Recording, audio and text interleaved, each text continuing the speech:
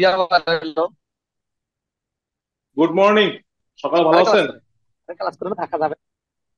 হ্যাঁ, তিন ক্লাস করে কারে ক্লাস করে? আচ্ছা, যারা হচ্ছে কথা বলতেছেন, সকলে ভালো আছেন?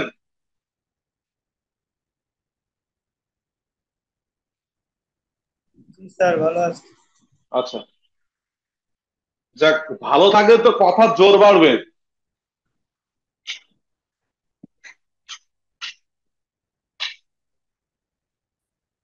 কথা জোর বাড়ার কথা ভালো থাকলে।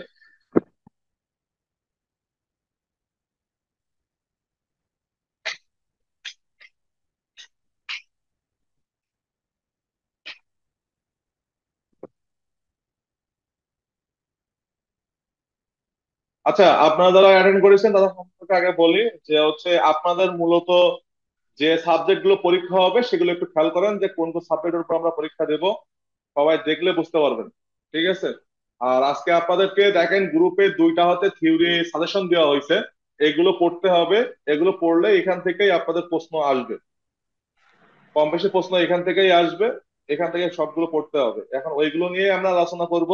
এখন আমরা মূলত হচ্ছে আগে দেখেন আমাদের হচ্ছে রুটিন বলতে হচ্ছে পরীক্ষায় কি কি ধরনের আমাদের সাবজেক্ট আছে যেটা নিয়ে আপনারা প্রত্যেক দিনই কোশ্চেন করেন। আমরা এই টপিক নিয়ে আগেও আলোচনা করেছি। তারপরও আবার আলোচনা করতেছি।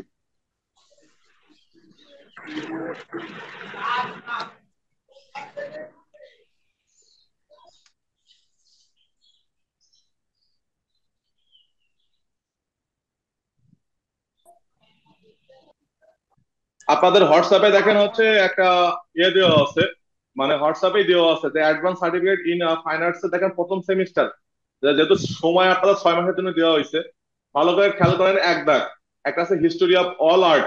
এটা কিন্তু আপনার হচ্ছে থিওরি সাবজেক্ট। এটা হচ্ছে দেখেন, এটা হচ্ছে আপনার কত মার্কের পরীক্ষা হবে। এটা পরীক্ষা হবে 60 মার্কের পরীক্ষা হবে আপনার। পরীক্ষার সময় 60 মার্কের পরীক্ষা, এটা 3 ঘন্টা পরীক্ষা হবে। এরপরে আসেন art of Bangladesh. Art of Bangladesh এটা পরীক্ষা হবে হচ্ছে আপনার 90 মার্কের। এই 90 মার্কের পরীক্ষা হবে আপনার 3 ঘন্টা। এরপরে দেখেন আছে হচ্ছে মিডিয়াম অফ আর্ট এবং আর্ট ম্যাটেরিয়ালস অ্যান্ড টেকনিক। এটা হচ্ছে থিওরি সাবজেক্ট। এটা হচ্ছে পরীক্ষা হবে 30 মার্কের। এখানে এটা আছে পরীক্ষার সময় আছে 2 ঘন্টা। এরপরে আছে দেখেন, এরপরে আছে ড্রয়িং, কম্পোজিশন, স্কাল্পচার এবং হচ্ছে হ্যান্ড ক্রাফট। এই যে লাস্টের যে চারটা আছে এই চারটা হচ্ছে আপনার হচ্ছে প্র্যাকটিক্যাল। আর বাকি সবগুলো হচ্ছে, বাকি যে তিনটা আছে এই যে হিস্টোরি অফ অল আর্ট, তারপর হচ্ছে আপনার আর্ট অফ বাংলাদেশ এবং medium of art and art materials and technique, এই তিনটা হচ্ছে আপনাদের থিওরি। এই তিনটে থিওরি আপনাদের পরীক্ষা দেওয়া লাগবে এবং কি লাস্টের যে চারটা আছে এটা পরীক্ষা দেওয়া লাগবে। এরপর বলি আপনাদের পরীক্ষা হবে হচ্ছে টোটাল পরীক্ষা, থিওরি পরীক্ষা হবে তিনটা, 3 দিনের জন্য তিনটা।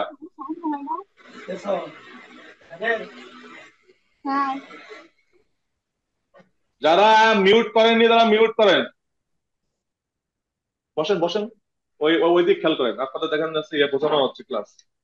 আপনি কত ব্যাচ? দশম ব্যাচ? আচ্ছা। এবার খেয়াল করে দেখেন হিস্ট্রি অফ অল আর্ট। এটা হচ্ছে আপনার পার্ট অন। এই পার্ট অন যেটা আছে এটা কিন্তু আপনার পরবর্তীতে সেকেন্ড ইয়ারে, সেকেন্ড সেমিস্টারে গেলে আপনার পার্ট টু হয়ে যাবে। এবার আর্ট অফ বাংলাদেশ ওই সময়ও কিন্তু আপনার ইয়ে হয়ে যাবে, মানে পার্ট কিন্তু দ্বিতীয় হয়ে যাবে। আর এই যে মিডিয়াম অফ আর্ট এবং আর্ট মেটারিয়ালস এবং টেকনিক এটা সেকেন্ড সেমিস্টারে কিন্তু থাকবে না, এই জায়গায় অন্য একটা সাবজেক্ট আসবে। আর সাথে হচ্ছে ইংলিশ যুক্ত হবে। এখন তিনটা আপনার থিওরি আছে। আর হচ্ছে আপনার দ্বিতীয় সেমিস্টারে হচ্ছে হবে চারটা থিওরি।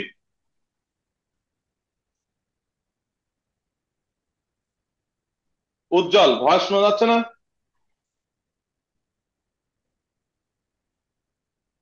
আমার কথা না শুনতে পারলে বলবেন যে আমি শুনতে পাচ্ছি না স্যার।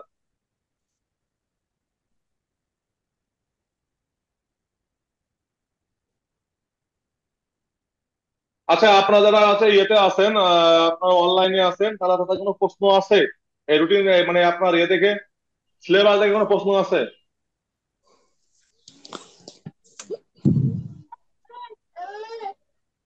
আচ্ছা, সিলেবাসে আপনার কোনো প্রশ্নের কোনো ইয়ে নাই। আপনারা যেহেতু কথা বলছেন না তাহলে বুঝলাম। এবার যান, আমরা হচ্ছে প্রথম সাজেশনে আমরা আসি। সেটা হচ্ছে যাচ্ছিলাম। জি বলেন। আমি বলতে চাচ্ছিলাম আমাদের রেজিস্ট্রেশন করতে হবে, এটা একটা এসএমএস আসছে, তো রেজিস্ট্রেশন কিভাবে করতে হবে এবং কতদিন? 18ই মে বলছে, তা আমি জি, কিভাবে করবো এটা? শোনেন, আপনার রেজিস্ট্রেশন করতে হবে, এটা আমাদের যে কলেজের অফিস সহায়ক আছে শাহজাহান ভাই, ওনাকে ফোন দিবেন। ওনাকে ফোন দিলে আপনার সাথে কথাবার্তা বলে দেবে। দেখেন গ্রুপে দেখেন হচ্ছে আমাদের যে হোয়াটসঅ্যাপ গ্রুপ আছে, ওখানে দেখেন শাহজাহান ভাই যে নোট গুলো দিয়ে থাকে যে আপনার হচ্ছে রেজিস্ট্রেশন সম্পন্ন হয়েছে বা রেজিস্ট্রেশন হয়নি, এখন ওনাকে আপনি এসএমএস করলে হবে বা দেখা গেলো সরাসরি কল করলেই হবে, উনি আপনাকে বলে দেবে যে আপনার কয় টাকা দিতে হবে বা আপনাকে কি কি করতে হবে। স্যার, এই যে গ্রুপে আপনি কথা বলতেছেন, এই গ্রুপে কি শাহজাহান স্যারের সাথে কথা বলতে হবে? হ্যাঁ হ্যাঁ, আমরা মানে শাহজাহান ভাই ওই গ্রুপেই আছে, মানে এই গ্রুপেই আছে আপনার। জি স্যার। এই গ্রুপে দেখেন একটু আগে দেখেন উনি দেখেন হচ্ছে এই যে সিলেবাস আছে, এই সিলেবাসটা উনি পোস্ট করেছে, ঠিক আছে। জি এখন স্যার। দেখেন ওনার ওনার নামই আছে দেখেন, আর ওনাকে আপনি এসএমএস স্যার, এই করতে পারেন। পরীক্ষা কি স্যার শুক্রবারেই হবে না অন্য অন্য না, দিনেও হতে পারে? এই পরীক্ষা শুক্রবারে শুধুমাত্র আপনার হবে হচ্ছে প্র্যাকটিক্যাল। এখন প্র্যাকটিক্যাল সাধারণত 2 দিন হয়, শুক্রবার আর শনিবার। আর বাকি যে 3টা পরীক্ষা আছে, এই 3টা পরীক্ষা আপনার যে কোনো দিন হবে শনিবার বাদে, কারণ যেটা যেটা সরকারি ছুটির দিন পরীক্ষা হয় না।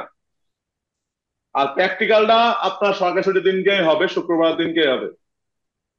সেটা আপনার রবিবারও পড়তে পারে, সোমবারও পড়তে পারে, মঙ্গলবারও পড়তে পারে, কিন্তু পরীক্ষা পর পর হবে। যারা দূরে আছেন পরীক্ষার ডেট দিলে আপনার সেইভাবে প্রিপারেশন নিয়েই আসতে হবে, কারণ আপনাদের আগে যে 9টা ব্যাচ ছিল তারাও একই ভাবে পরীক্ষা দিছে এসে এখানকার স্যার, এখানে। জি বলেন। পরীক্ষাটা আনুমানিক কত মাসে হতে পারে, মানে আর সামনে সময় কত আছে? এটা ঈদের পরে হবে। ঈদ বলতে গেলে দেখা গেলো আপনার সামনে যে ইয়ে আছে মাস আছে, ঈদের পরে অর্থাৎ জুলাইয়ের ফার্স্ট উইকে না গিয়ে হচ্ছে দেখা গেল যে আপনার সেকেন্ড উইকে হবে। জি। 1.5 মাস টাইম পাবেন আশা করা যায়। স্যার, আমাদের কি, আমি তো একটু দেরি করে জয়েন করে ফেলছি, তো এখানে যে 1 থেকে 7টা হচ্ছে আপনার দেখা যাচ্ছে, এই 7টাই কি স্যার আপনার রিটেন হবে না? দেখেন আমি মানে বলি, রিটেন। প্রথম 1 থেকে 3 হচ্ছে থিওরি। প্রথম আছে হিস্টোরি অফ অল আর্ট, খেয়াল করে দেখো, ঠিক আছে, জি তুমিও স্যার। খেয়াল করো, তুমিও খেয়াল করো, হ্যাঁ। প্রথমে আছে হিস্টোরি অফ অল আর্ট, এটা আছে থিওরি, এটা আছে 60 মার্কের। এটা দেখেন চূড়ান্ত মূল্যায়ন 60 মার্ক। এটা হবে 3 ঘন্টা পরীক্ষা দেওয়া লাগবে, 3 ঘন্টা। এরপরে দেখেন আর্ট অফ বাংলাদেশ 90 মার্কের পরীক্ষা, এটা হচ্ছে আপনার পরীক্ষা হবে হচ্ছে 3 ঘন্টা। এরপরে আসেন আপনার মিডিয়াম অফ আর্ট এবং আর্ট মেটেরিয়ালস এবং টেকনিক, এটা হবে 30 মার্কের, এটা হবে 2 ঘন্টা। এই 1 থেকে 3 এটা হচ্ছে থিওরি, আর বাকি 4 থেকে 7 এটা হচ্ছে প্র্যাকটিক্যাল। ড্রয়িং করানো হচ্ছে, কম্পোজিশন করানো হচ্ছে, স্কাল্পচার দেখা গেল যে আপনাদের হাতে মাটি দিয়ে তৈরি, বা দেখা গেল যে হচ্ছে কি হয়েছে পাথর ইট এগুলো তো আপনারা কাটতে পারবেন না, যত টাইম অল্প, এখানে আপনাদের ওইগুলো শেখানো হয় না, কিন্তু স্কাল্পচার হিসাবে আপনাদের ওখানে হচ্ছে আমরা মানুষের যে ড্রয়িং আছে সেটা শেখানো হয়। আর এই যে হ্যান্ডক্রাফট, এটা হচ্ছে আপনাদের যে ম্যাডাম বা আমরা যে নকশা শেখাই, এটা হচ্ছে হ্যান্ডক্রাফটের মধ্যেই আসবে। এখন এই 4টে প্র্যাকটিক্যাল হবে, শুক্র অথবা শনিবার 2 দিন হতে পারে। আর বাকি 3টা রবি থেকে বৃহস্পতিবার, যে কোনো 3 দিনের মধ্যে পড়তে পারে। এর মধ্যে কোনো ছুটি নাই, একটানা পরীক্ষা হবে। আর কারো কোনো কোশ্চেন আছেন? আমরা স্যার, আমরা কি, মানে এগুলোর কি কোনো সাজেশন আপনাদের থেকে পাবো না, বই কিংবা অন্য কিছু? সাজেশন দেখেন দিছি, দেখেন সাজেশন অলরেডি দেখেন, দেখেন আপনি গ্রুপে যান, গ্রুপে দেখেন, আমি গ্রুপে দেখাচ্ছি আপনার, দেখেন ভালো খেয়াল করে দেখেন। এই গ্রুপে দেখেন, এই গ্রুপে দেখতে পাচ্ছেন, একটু আগে দেখেন শাহজাহান ভাই দেখেন 2টো জিনিস দেখেন পোস্ট করেছে। একটা দেখেন কি লেখা আছে, আর্ট অফ বাংলাদেশ। এখানে আছে এই যে একটা শীট আছে, এই শীট, আর একটা আছে কি আছে হিস্টোরি অফ অল আর্ট। এই দুটো হচ্ছে থিওরি শীট, আর একটা থিওরি শীট আপনারা অল্প কিছুক্ষণের মধ্যে পেয়ে যাবেন। এই তিনটা পড়লে এখান থেকে কোশ্চেন পাবেন, প্রায় 80% কোশ্চেন পাবেন। আর বাকিগুলো আপনার এই পড়ার মাঝেই কোশ্চেন গুলো আসবে, সেগুলো আপনার নিজের বুদ্ধি দিয়ে লিখতে হবে। এরপরে বলি প্রশ্নের ধারা কেমন হইতে পারে, এটাও আপনাদেরকে দেওয়া হবে, ঠিক আছে। প্রশ্নের ধারা কেমন হবে সেগুলো আপনাদের দেখাচ্ছি, দেখেন একটু ওয়েট করেন, 1 মিনিট ওয়েট করে দিচ্ছি।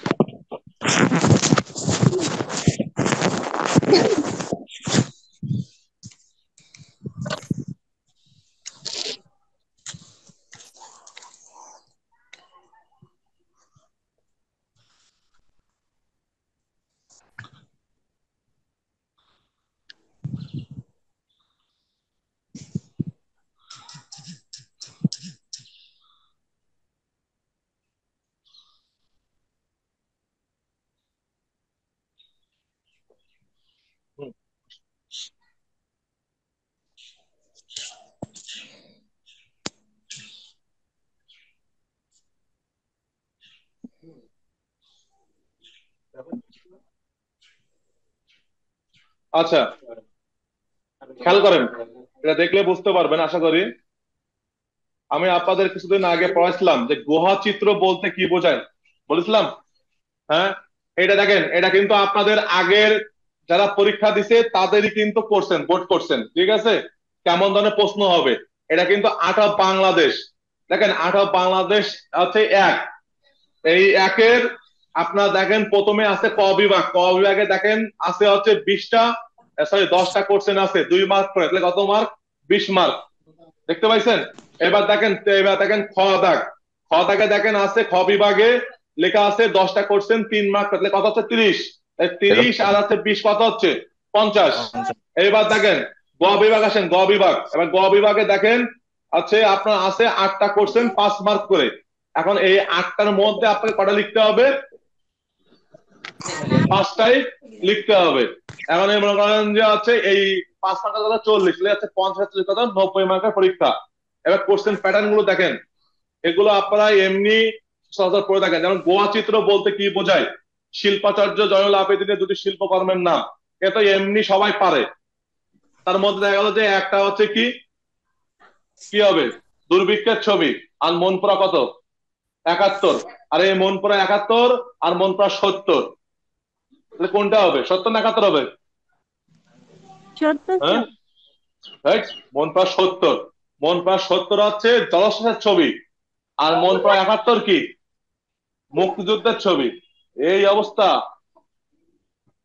সামনে নিবন্ধন দিবা, মাথা ঠান্ডা করে পরীক্ষা দিও, বলে দিচ্ছি বারবার। স্যার নিবন্ধন তো প্লেতে পাস করছি স্যার, কিন্তু সেটা তো আর আপনি তো ইয়েতে দেননি, ক্রাফটে না। যাই হোক, তার জন্য কংগ্রাচুলেশন। এবার বলি, দেখেন মহাস্থানগড় কোথায় অবস্থিত? কোথায় অবস্থিত? করতোয়া নদীর তীরে স্যার। বগুড়ায়। মহাস্থান গড় করতোয়া। হ্যাঁ, কোথায় অবস্থিত এবং কিসের জন্য বিখ্যাত মহাস্থানগড়? বগুড়া। এই বগুড়ার জন্য বিখ্যাত? করতোয়া নদীর তীরে। কিসের জন্য বিখ্যাত? পুরাতাত্ত্বিক স্থান। এই আছে অবস্থা। যাই হোক, শিল্পকলা কত প্রকার এবং কি কি এটাও জানবেন। লোক শিল্প বলতে কোনটা বোঝায় এটাও আমরা জানাবো। নবের আহমেদ কি জানেন? নবের আহমেদ কে বলতে পারেন? স্থপতি। স্থপতি। নবের আহমেদ বাংলাদেশের প্রথম মহিলা ভাস্কর্য শিল্পী, স্থপতি না, ভাস্কর শিল্পী। বলেন দিন, স্থপতি কি আর ভাস্কর্য না ভাস্কর কে বলতে পারেন? পার্থক্য কি? ভাস্কর, স্থাপত্য আর ভাস্কর চিত্র বলতে কি হ্যাঁ, ভাস্কর। একই তো মানে। একই না, একই না, শোনেন আমি বলি, স্থপতির কাজ হচ্ছে যাকে আমরা বলি আর্কিটেক্ট, ঠিক আছে। তার কাজ হচ্ছে ডিজাইন কমপ্লিট করা, করার পরে এটাকে সিভিল ইঞ্জিনিয়ারের কাছে দেওয়া। সিভিল ইঞ্জিনিয়ার আপনাকে হচ্ছে মূল স্ট্রাকচার ডিজাইন করে দেবে, যে আপনার বিল্ডিং এ কটা রড দিতে হবে, কোন জায়গায় কটা হচ্ছে আপনার পিলিয়ার বসবে, এটা হচ্ছে আপনার ড্রয়িং করে দেয় হচ্ছে আর্কিটেক্ট, তাকে বলা হয় স্থপতি। আর সিভিল ইঞ্জিনিয়ারের কাজ হচ্ছে কি ওটাকে বাস্তবায়ন করা। অর্থাৎ আপনি যখন বিল্ডিং তৈরি করবেন তার ভিত তৈরি করার জন্য যাকে প্রয়োজন সে হচ্ছে আপনার হচ্ছে কি স্থপতি। আর ভাস্কর্যকে, ভাস্কর্য এবং ভাস্কর, এ ভাস্কর কিন্তু সে ভাস্কর না যে ওই যে পূজার সময় যে ভাস্করদের ছবি মানে প্রতিমা তৈরি করে বা মূর্তি তৈরি করে, এ কিন্তু সে ভাস্কর না। এ ভাস্কর হচ্ছে যারা কি করে মাটি ইট পাথর কাঠ দিয়ে কি তার নিজের শৈল্পিক দিক দিয়ে যে ভাস্কর্য তৈরি করে তাকে ভাস্কর বলে, ঠিক আছে। নবের আহমেদ বাংলাদেশের প্রথম মহিলা ভাস্কর। এবার বলি, বাংলাদেশের যে শহীদ মিনার আছে, শহীদ মিনারের ডিজাইনার কে কে না কে বলতে পারেন? হামিদুর রহমান। আর কিরা? আলহামদুলিল্লাহ। তাহলে আপনারা তাহলে হচ্ছে অল্প জানেন। শহীদ মিনারের আছে ডিজাইনার আছে নবের আহমেদ আর হচ্ছে হামিদুর রহমান। মূল নকশায় হচ্ছে ওনারা দুইজন ছিল, কিন্তু নবের আহমেদ যখন লন্ডন চলে যায় তারপর থেকে তাকে আমরা ওইভাবে মনে রাখি না। আর এবার বলি, শামিমা, শামিম, সরি মানে শামীম শিকদার, এটা ছেলে না মেয়ে চেনেন? মেয়ে। শামীম শিকদার মেয়ে। হ্যাঁ, চেনেন? অবশ্যই চেনার কথা। ঢাকা চারুকলা, ঢাকা বিশ্ববিদ্যালয় চারুকলা ইনস্টিটিউটের উনি হচ্ছে ইয়ে ছিলেন, শিক্ষক ছিলেন। যাই হোক, এবার দেখেন কি আছে নবের আহমেদ গুলো ত্রিমাত্রিক শিল্প কি। আমি একটু আগে আগে ক্লাসে বলছিলাম ত্রিমাত্রিক অর্থ হচ্ছে কি থ্রিডি, তাকে মানে তিন দিক থেকে দেখা যায়, তাকে বলা হচ্ছে ত্রিমাত্রিক কথা। এবার সৈয়দ আব্দুল্লাহ খালিদের ভাস্কর্যটা কোথায় অবস্থিত? এটা কিন্তু সেই কলা ভবনের সামনে, অপরাজেয় বাংলা।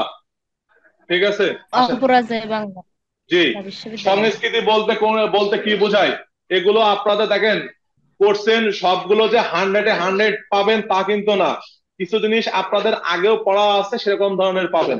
এই হচ্ছে কোর্সেন প্যাটার্ন, গ্রুপে দেওয়া আছে, একটু দেখে নেবেন। এবার আমরা আসি মূল সাজেশনে আসি। দেখেন আপনার সাজেশন দেওয়া হয়েছে, মানে একটা শীট দেওয়া হয়েছে, এই শীটটাই আপনাদেরকে পড়তে হবে। আমরা আবার শীটে চলে যাই।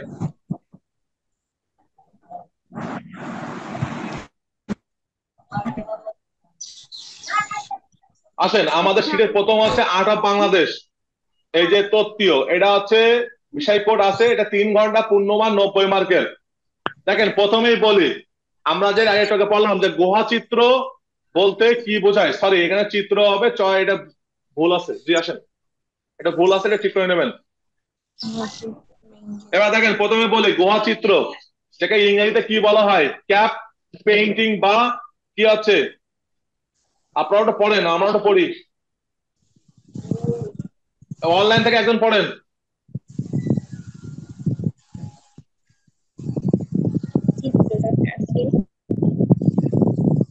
যাই হোক, আপনাদের পড়তে হবে না, আমি পড়ি, আপনারা শোনেন। ঠিক আছে, সেসব চিত্র যা প্রাচীন গুহার দেয়াল বা ছাদে আবিষ্কার করা হয়েছিল। এটা আমি প্রথমে আপনার ক্লাস ছিলাম, মনে আছে? আলতামিরা গুহা, লাস্কো গুহা পড়াইছিলাম।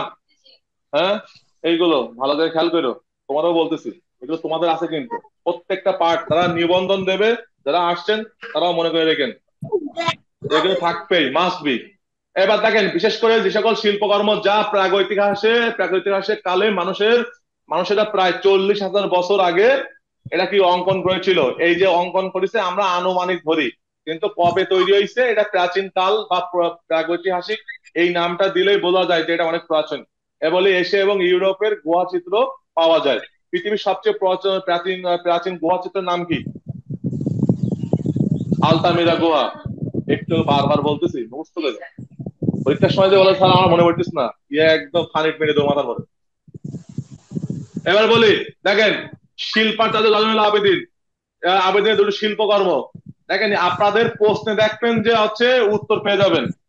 ঠিক আছে, যেমন একটু আগে বললাম না যে ম্যাডোনা কত ছিল, 33, ওটা কিন্তু হচ্ছে কার বলেন দেন? জয়নুল আবেদিনের। অর্থাৎ আপনারা একটা প্রশ্নটা ভালো করে দেখবেন, দেখলে বুঝতে পারবেন যে ওর ভেতরে কি আছে, উত্তর থাকে। আপনারা হতাশায় ভোগেন যে কি হবে কি হবে। এরপরে বলি, দেখেন চিত্রকর্ম জয়নুল আবেদিনের দুটো চিত্রকর্মের মধ্যে এক আছে দুর্ভিক্ষের ছবি, তারপর আছে নৌকা সংগ্রাম, বীর মুক্তিযোদ্ধা এবং ম্যাডোনা। একটু আগে বললাম যে দেখো আরেকটা আছে কি, মনপুরা কত, 70 না 71 হবে? 70। এর মধ্যে অনেকে দেখা গেল তো ভাবে কি যে হচ্ছে 71 হইতে পারে, 71 হচ্ছে মুক্তিযোদ্ধা ভিত্তিক, এটা কিন্তু চলচ্চিত্র। আর 70 হচ্ছে কি, এটা কিন্তু একটা কি শিল্পকর্ম, মানে হচ্ছে চিত্র। এটা কিন্তু কার উপরে আঁকা? জলোচ্ছ্বাসের উপরে আঁকা। ঠিক আছে, হ্যাঁ, জলোচ্ছ্বাস। দেখা গেলো যে অনেক সময় আসতে পারে, যে দেখা গেলো কি যে আছে মন প্রশ্ন না আসতে পারে না, আসে মন প্রাস সত্য সম্পর্কে কিছু লিখুন, এটা কার কার আঁকা বা কি কি টপিকের উপর আঁকা, এটা কিন্তু আসবেই। এই লেকচার দিচ্ছি, কানে ভালো করে শুনে নেবেন। যারা অনলাইনে তারা তো অবশ্যই শুনবেন, যারা অফলাইন তারা আরো শুনবেন। এবার দেখেন মহাস্থানগড় কোথায় অবস্থিত, কিসের জন্য বিখ্যাত? দেখেন মহাস্থানগড় বাংলাদেশের এই পর্যন্ত আবিষ্কৃত প্রাচীন শহরের প্রত্নতাত্ত্বিক স্থানগুলির মধ্যে একটি। বগুড়া জেলার কি শিবগঞ্জ উপজেলার মহাস্থানগড় গ্রামটি একটি প্রাচীন শহরে ধ্বংস হয়ে যায়, তাকে বলা হয় কি পন্ড্রু বর্ধনের ভূখণ্ডে পন্ডুনগর বা পন্ড্রু বর্ধন নামে পরিচিত। এটা কিন্তু আসবে, মাস্ট বি। এবার দেখেন শিল্পকলা কত প্রকার এবং কি কি। বিভিন্ন ধরনের শিল্পী রয়েছে, প্রত্যেকের নিজস্ব শৈলী এবং মাধ্যম রয়েছে। শিল্পীদের কিছু সাধারণ প্রকারের মধ্যে রয়েছে এবার চিত্রশিল্পী, যেমন কি ভাস্কর, ফটোগ্রাফার, সঙ্গীত শিল্পী এবং লেখক এবং নৃত্যশিল্পী। প্রতিটি শৃঙ্খলার মধ্যে আরো বিশেষ কারণে থাকার জন্য, যেমন প্রতিকৃতি। এর প্রতিকৃতি মানে বলতে বোঝেন, মানে আপনাকে দেখে দেখে যে জিনিসটা আঁকানো হয় তাকে বলা হয় প্রতিকৃতি। এরপরে হচ্ছে কি চিত্রশিল্পী, আমি যদি ছবি আঁকি তাহলে আমি কিন্তু চিত্রশিল্পী। এবার ল্যান্ডস্কেপ ফটোগ্রাফার, ফটোগ্রাফার প্রথমে আসে বলতে কোনটা বোঝায়, যে যে ছবি তোলে, সেই কিন্তু ফটোগ্রাফার। এরপরে দেখেন, এবার আছে কি ল্যান্ডস্কেপ বলতে কি, ল্যান্ডস্কেপ অর্থ হচ্ছে যারা আপনার ন্যাচারাল ছবি আঁকে। দেখা গেল যে আপনার বাইরের যে এরকম টপ ভিউর উপর যে ক্যামেরা, এই ক্যামেরাটা হচ্ছে কি আপনার হচ্ছে এটা ল্যান্ডস্কেপ, আর এটা কি পোর্ট্রেট। কথা বোঝা গেছে? এরপরে আসেন লোকশিল্প বলতে কি বোঝায়। একবার করে রিডিং পড়বেন, আপনাদের এমনি পড়া মুখস্থ হয়ে যাবে, এর জন্য মুখস্থ করার প্রয়োজন নাই। এটি একটি নির্দিষ্ট অঞ্চল বা গোষ্ঠীর মানুষের ঐতিহ্য এবং সংস্কৃতির প্রতিফলন। লোকশিল্প সাধারণত ব্যবহারিক প্রয়োজনীয়তা মেটাতে তৈরি করা হয়, তবে এতে নান্দনিক উপাদানও থাকে। নান্দনিক অর্থ কি, দৈনন্দিন জীবনে যেটা আমাদের কি করে সৌন্দর্য বর্ধন করে থাকে। যেমন লোকশিল্পের কিছু সাধারণ উদাহরণ হচ্ছে কি পটচিত্র। পটচিত্র মানে কি, আপনার বিভিন্ন দেখা গেল যে দেব দেবীদের ছবি দিয়ে কি হয়, একটা মাদুরের উপরে ছবি আঁকানো হয়, সেখানে একটা বাঘের ছবি থাকে, তারপর দেখা গেল যে একটা লক্ষ্মীর ছবি থাকে, তার উপর একটা গান থাকে, এগুলো বলে পটচিত্র। এরপরে আছে আলপনা। এই আলপনা তো সবাই দিয়ে থাকে। কাঁথা, কাঁথা সবার বাড়ি আছে, কিন্তু কেউ দেখা গেল যে সাদা কাঁথার উপর দেখা গেল বিভিন্ন নকশা আঁকে, যাকে বলা হয় নকশি কাঁথা, এটা বলা লাগতেছে না। এরপরে হচ্ছে আলপনা। আলপনা মেয়েরা বিয়ের সময়ও দিয়ে থাকে, বিভিন্ন অনুষ্ঠানেও দিয়ে থাকে। এবার নকশি শিখা, শিখা মানে বোঝেন কি বলেন, গ্রামের মানে বোঝেন না, মানে শিখা মানে বোঝেন না। যাই হোক, ওই যে হাড়ি বাঁধানোর জন্য যে শিখা থাকে না, ওটা কিন্তু শিখা। এখন ওটা দেখা গেল যে আপনার কিভাবে আপনাকে নান্দনিক করে তোলে, দেখেন বিভিন্ন পাটকে যখন আপনি বিভিন্ন কালারে ভিজাবেন, তখন কি হয়ে যাবে, পাট কিন্তু সেই আশে থাকবে না, আপনার বিভিন্ন রঙে তৈরি হয়ে যাবে। এবার বিভিন্ন রং নিয়ে যখন আপনি যখন একটা শিকে তৈরি করবেন, তখন দেখতে কিন্তু সুন্দর লাগবে। এবার আগে যেমন মারা কি করতো, বাবারা কি করতো, শিকার উপরে কি রাখতো, আগে তো তখন ফ্রিজ ছিল না, এখন ইঁদুর এবং বিড়ালের উপদ্রব বাঁধার জন্য কি করতো, হচ্ছে আড়ার উপরে ওই সিকে ঝুলায় হাড়ি রাখতো, ঠিক আছে। আর ওটা হচ্ছে ওই সময় দৈনন্দিন কাজে লাগতো। আর এখন ওটাকে আমরা কি করেছি, আরো নান্দনিক করেছি কি, বাড়িতে দেখা গেল যে সিকের মধ্যে কি হালকা মাটি দিয়ে বিভিন্ন লতানো গাছ বা ফুলের টব দিয়ে আমরা কি করতেছি, ঝোলায় রাখতেছি। এতে কি হচ্ছে, বাড়ির পরিবেশ চেঞ্জ হচ্ছে না, একে বলে নান্দনিক। এবার আসেন, ম্যাডোনা 43 শিল্পকর্মের বিষয়বস্তু কি। সিরাজুল আবেদিনের জন্ম শতবার্ষিকীতে বাংলাদেশের উদীচী শিল্প গোষ্ঠী নির্মাণ করেছিলেন একটি প্রামাণ্য চিত্র, তার নাম হচ্ছে কি ম্যাডোনা 43। এই আছে 43 সালের ভয়াবহ দুর্ভিক্ষের পরিপ্রেক্ষিতে জয়নুল আবেদিনের আঁকা চিত্রকর্ম এবং তার ইতিহাস নিয়ে সাজানো হয়েছিল। এটাকে কি বলে, ম্যাডোনা 43। এজন্য আপনারা বললেন না ম্যাডোনা 43 কি, এটা চিত্রকর্ম না, কিন্তু এটা হচ্ছে কি তার হাতে চিত্রকর্ম সকলটা মিলে, দুর্ভিক্ষের ছবি মিলেই তার একটা তৈরি করা হয়েছিল। ক্লিয়ার? এবার দেখেন, তোমার কিন্তু টিকা আছে এর মধ্যে। এবার দেখো নবের আহমেদ কে ছিলেন, আমি একটু আগে বলেছি পড়ার আগেই।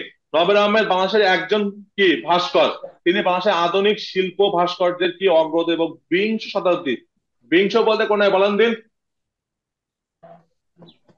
20, 20 না কিন্তু 19, 20, 18, 19 কি বলা হয়, ঊনবিংশ, 17, 18 কি 18 বিংশ, তাই তো নাকি? হ্যাঁ, বা অষ্টাদশ, এগুলো আপনার জানতে হবে।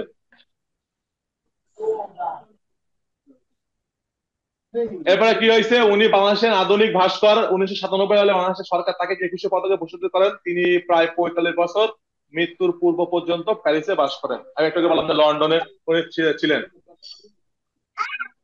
দেখেন ত্রিমাত্রিক শিল্প বলতে কি বোঝায়, ত্রিমাত্রিক থ্রি ডাইমেনশনাল স্পেস, একটু আগে বললাম, এটা হলো ব্রহ্মাণ্ডের একটি 3 মাত্রিক, যেটাকে আমরা বলি, দেখেন আমাদের চোখ দুটো, কিন্তু আমাদের চোখ কিন্তু দুই চোখে কিন্তু একই রকম দেখে না। একটা হচ্ছে দূরের জিনিস দেখার জন্য সাহায্য করে, আর ওই দূরের জিনিসকে স্পষ্ট করার জন্য আর এক চোখ কি করে, তাকে সাহায্য করে। অর্থাৎ আপনি এক চোখ বন্ধ করেন, দেখতে পাবেন যে আপনার এক চোখ ঝাপসা লাগে, আর চোখে বন্ধ করেন, দেখেন যে হচ্ছে তার চোখে দেখে ঝাপসা লাগবে। এবার আপনি যখন দেখবেন যে নিশানা লাগানোর সময় কিন্তু কি দু চোখ খোলা রাখে, কারণ কেন খোলা রাখে না বলতে পারেন? কারণ হচ্ছে কি, যে দুই চোখ দিয়ে দেখলে নিশানা কি হবে না, লক্ষ্য হবে, ঠিক হবে না, কারণ আমাদের দু চোখ তারা একই রকম দেখে না, দেখলে দু চোখে ব্যবহার করতো। এই জন্য দেখবেন কাঠ মিস্ত্রিরা দেখবেন সবসময় কি করে, এরকম ভাবে দেখে, দেখে না। এই হচ্ছে টপিক, এই হচ্ছে কারণ। এবার আসেন সৈয়দ আব্দুল্লাহ খালিদ ভাস্কর্যটি কোথায় অবস্থিত এবং ভাস্কর্যটির নাম কি। একটু আগে বললাম যে ঢাকা বিশ্ববিদ্যালয় কলাভবনের সামনে অবস্থিত একটি ভাস্কর্য, এটি নির্মাণ করেন কি মুক্তিযোদ্ধা ভাস্কর সৈয়দ আব্দুল্লাহ খালিদ অপরাজেয় বাংলা নামকরণটি করণের জন্য যুদ্ধক্ষেত্রে মুক্তিযোদ্ধা এবং সাংবাদিক সালেহ চৌধুরী ভৌগোলিক স্থানান্তরে অপরাজেয় বাংলার অবস্থান এত এত মানে উত্তর দক্ষিণ কতটুকু অংশের মধ্যে অবস্থিত। এটা মনে রেখো, অপরাজেয় বাংলা সম্পর্কে কিন্তু আসবে, এটা আসে। যারা আপনাদেরকে বলে রাখি, যারা হচ্ছে দশম ব্যাচে আছেন তাদের কাছে একটা রিকোয়েস্ট, আপনারা হচ্ছে এইগুলো খুব ভালোভাবে পড়বেন। যদি যেহেতু আপনার চাকরির জন্য আপনারা এখানে আসছেন, নিবন্ধনে কিন্তু এই একই জিনিসই পড়া লাগবে, তাই মন কান দিয়ে পড়েন। দেখা গেল অনেকে বলবেন স্যার একটু শর্ট করলে ভালো হইতো। শর্ট জিনিসটা আসলে কি আস্তে আস্তে সে ছোট হতে থাকে, কিন্তু বড় জিনিস কি করা যায়, ছোট করা যায়। শর্ট জিনিস কিন্তু কি হয় না, বড় করা যায় না, এটা মাথায় রাখবেন। এরপর আসেন সংস্কৃতি বলতে কি বোঝায়। সংজ্ঞায়ন সমাজের সদস্য হিসাবে অর্জিত নানা আচরণ, যোগ্যতা এবং জ্ঞান, বিশ্বাস, শিল্পকলা, নীতি, আইন এবং আদর্শ, প্রথা ইত্যাদি যৌগিক সমন্বয় হলো সংস্কৃতি। সংস্কৃতি হলো মানব সৃষ্ট এমন সব কৌশল বা উপায় যার মাধ্যমে সে তার উদ্দেশ্য চরিতার্থ করে। এবার আসেন স্থাপত্য শিল্পে কান্তজির মন্দির। এই যে মন্দির সম্পর্কে আমি বলেছিলাম, হয়তো আপনার মনে আছে, কান্তজির মন্দিরটা প্রথমে যদি চোখ বুঝে আপনি বলতে চান, ওখানে মূলত হচ্ছে কি আছে, টেরাকোটা আছে। ওরা কিসের জন্য বিখ্যাত? টেরাকোটার জন্যই বিখ্যাত। দেখেন কান্তজির মন্দির বা কান্তজির মন্দির আছে কান্তজিও এবং মন্দির বা কান্তজির মন্দির, এই হচ্ছে মন্দির বাংলাদেশের দিনাজপুর জেলায় অবস্থিত। এই একটি মধ্যযুগীয় হিন্দু মন্দির। মহারাজা প্রাণনাথ রায় মন্দিরটি শ্রীকৃষ্ণ এবং তার স্ত্রী রুকিমণিকে উৎসর্গ করে নির্মিত করেন। এই নির্মাণ শৃঙ্খলটি হচ্ছে 1704 খ্রিস্টাব্দে শুরু হয় এবং 1752 খ্রিস্টাব্দে তার পুত্র রাজা রামনাথ রাজ্যের শেষ করেন। মন্দিরটি নবরত্ন বা 9 শিখর ছিল, কিন্তু 1897 সালে সংঘটিত বিভিন্ন ভূমিকম্পে ধ্বংসাবশেষ হয়ে যায়। এই মন্দিরের সর্বশেষ এই মন্দিরে বাংলাদেশের সর্বোৎকৃষ্ট টেরাকোটা শিল্পের নিদর্শন রয়েছে। এই কান্তজির মন্দিরটা কিন্তু মূলত আপনার যদি বলা হয় কান্তজির মন্দিরের বৈশিষ্ট্য কি, আপনাকে এক কথায় বলতে হবে এখানে ধর্মীয় হচ্ছে কি টেরাকোটায় জন্য বৈশিষ্ট্যশীল। কথা বুঝতে পেরেছেন? এর মূলত হচ্ছে এটাকে পাওয়ার কারণটাই হচ্ছে এই টেরাকোটা। এবার বলেন টেরাকোটা শব্দ অর্থ জানেন? প্রশ্ন আসলো যে টেরাকোটা শব্দের অর্থ কি বা টেরাকোটা বলতে কি বোঝায়, বলো। মনে নেই? পড়াশোনা করেছে মনে নেই, সৎপন্থাদের লোক তুমি। যাই হোক, টেরাকোটার প্রথম কথা হচ্ছে মাটির ফলক। ফলক অর্থ কি? পোড়ানো কোনো বস্তু। এবার টেরাকোটা হচ্ছে তৈরি করতে হয় কিভাবে? আপনি প্রথমে বেলে মাটি নেবেন নাকি দোআঁশ মাটি নেবেন? হ্যাঁ, মাটি নিতে হবে কি যে মাটিতে আপনার বালির পরিমাণ কি থাকবে, বেশি থাকবে। অর্থাৎ আপনাকে মাটি তৈরি করতে হবে এমন ভাবে যেখানে বালির পরিমাণ বেশি। কারণ কি, যে মাটি আপনি আগুনে পোড়াবেন সে মাটিতে যদি আপনার যদি হচ্ছে কি বায়ু থাকে তাহলে কি হবে, ওটা বাস্ট হয়ে যাবে। আর বালি থাকলে কি হবে, সে তাপমাত্রা নিতে পারবে, শোষণ করতে পারবে। এই জন্য আপনাকে যখন কিছু করবেন তখন আপনাকে কি করতে হবে, বালির পরিমাণ বেশি দিতে হবে, 70 ভাগ বালি হবে। এবার দেওয়ার পরে কি হয়েছে, আপনি একটা সুন্দর করে দেখা যায় একটা ফুল তৈরি করেছেন। আর ফুল তৈরি করার পর চারি সাইডে আপনি সুন্দর করে কাটাকাটি কমপ্লিট। এরপরে কি করেছেন, আপনি রোদে শুকাইছেন। শুকানোর পরে কি করতেছেন, পর্যাপ্ত পরিমাণে শুকানোর পর ওটাকে আপনি আগুনে পোড়াইছেন। তারপরে কিন্তু এটাই আপনার কিন্তু টেরাকোটা তৈরি হবে। এর আগে কিন্তু আপনার কি হবে, মাটির কাজ হবে। মনে রাখবেন, প্রশ্ন কিন্তু এইভাবে করবে। আর আমি যদি প্রশ্ন করতে চাই তো মনে করেন যে কোনটা টেরাকোটা। দেখেন টেরাকোটা শব্দের অর্থ হচ্ছে মাটির, পোড়া মাটির ফলক, পোড়া মাটির ফলক। এখন এই টেরাকোটা দেখা যাচ্ছে ধর্মীয় হইতে পারে, এমনকি জীবজন্তু হইতে পারে, এমনকি তোমার মনে করো পশু পাখি, এমনকি তোমার আছে যে কোনো জিনিস। হ্যাঁ হ্যাঁ, বুঝিনি। না না না না না না, টেরাকোটা অর্থ হচ্ছে খোদাই, খোদাই নকশা। হ্যাঁ হ্যাঁ, খোদাই করা, কিন্তু নির্দিষ্ট একটা ফ্রেমের মধ্যে থাকবে। আমরা যেমন কি এই যেমন ফ্লোরে আমরা কি দেই, টাইলস দেই না? মসজিদে আমরা বেশিরভাগ কি ইউজ করি, ফুলের টাইলস ইউজ করি। আর এমনি আরবিতে লেখা কি টাইলস ইউজ করি না? আর হিন্দুরা কি ইউজ করে, বিভিন্ন দেব দেবীর আছে কি সবই একটা টাইলস করে না? এখন টাইলস শব্দের যদি বলা হয় যে আপনার হচ্ছে টাইলস আর হচ্ছে টেরাকোটা কি এক, তা কিন্তু না।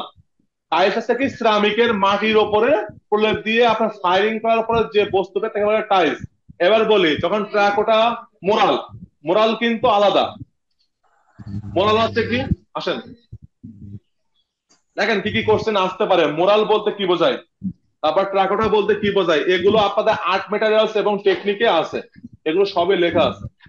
প্যারা নেওয়ার কিছু নেই, সুন্দর ঠান্ডা মাথায় পড়বেন। আর তিনটা থিওরি পড়ে যেটা বুঝবেন না সেটা কি করবেন আমাকে বলবেন, আর না বললে সেটা তো আপনাদের ব্যক্তিগত ব্যাপার। এবার আসি আরো সবচেয়ে বিভিন্ন সবচেয়ে বেশি গুরুত্বপূর্ণ মানে কোশ্চেন। দেখেন বাংলাদেশে যদি বিশিষ্ট কোনো ব্যক্তি থাকে বা শিল্পী থাকে, তাদের মধ্যে প্রথমে আসে হচ্ছে কি জয়নুল আবেদিন। আর জয়নুল আবেদিনকে কেন আমরা মনে করি জানেন, কারণ সে বেচারা আমাদের কাছে কি করেছে, সে হচ্ছে শিল্প জগৎ সম্পর্কে আমার জানাইছে, কিন্তু সেই সম্পর্কে আমরা তাকে প্রথমে নিয়ে আসি। কারণ কি, তার একটা প্রাতিষ্ঠানিক শিক্ষা ছিল। কিন্তু তারও আগে কিন্তু আপনার আরো একজন আর্টিস্ট ছিল, কিন্তু তার কিন্তু প্রাতিষ্ঠানিক কোনো শিক্ষা ছিল না, কিন্তু সেও কিন্তু স্বর্ণপদক প্রাপ্ত। সে হচ্ছে আমাদের খুলনার বিশিষ্ট চিত্রশিল্পী শশীভূষণ পাল। যেটা আমাদের আগে, আমাদের খুলনা আর্ট কলেজ আছে না, খুলনা আর্ট কলেজ নাম তো না শুনেছেন মনে হয়। খুলনা আর্ট কলেজ কিন্তু আগে বাইরে ছিল, ওটা আবার খুলনা বিশ্ববিদ্যালয়ের আওতাভুক্ত হয়েছে। সেটা হয়েছে কি 2009 সালে হয়েছিল। আর এই ক্যাম্পাস কিন্তু আরো অনেক আগে থেকেই। আর এই আর্ট কলেজটা প্রথম প্রতিষ্ঠিত করে সুশোচন পাল। আমরা যখন ভর্তি হয়েছি খুলনা ইউনিভার্সিটিতে, তখন আমরা হচ্ছে কিন্তু আর্ট কলেজে না, আমরা তখন কিন্তু অলরেডি সরাসরি কিন্তু ইউনিভার্সিটি কেন্দ্রভূত ছিলাম। ঠিক আছে, যাই হোক এরপর দেখেন, বলেন শশীভূষণ পাল। শশীভূষণ, শশীভূষণ, হ্যাঁ উনি হচ্ছে ব্রিটিশদের সময়কার চিত্রশিল্পী। ওই সময়কার উনি স্বর্ণ পদক প্রাপ্ত। আপনারা হয়তো শুধুমাত্র দেখা গেল কি জয়নুল আবেদিন সম্পর্কে পড়েছেন, কারণ কি ওটা, হ্যাঁ হ্যাঁ উনি আছে খুলনা আর্ট কলেজের প্রতিষ্ঠাতা, ওনার হাত ধরে।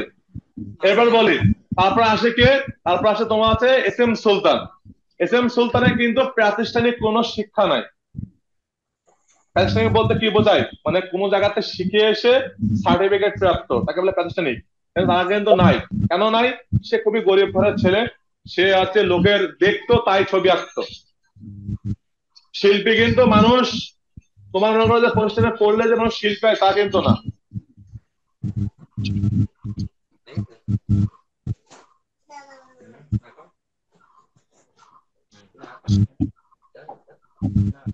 দেখেন এরপর দেখেন এস এম সুলতান সম্পর্কে চিত্রের বৈশিষ্ট্য গুলো কি কি।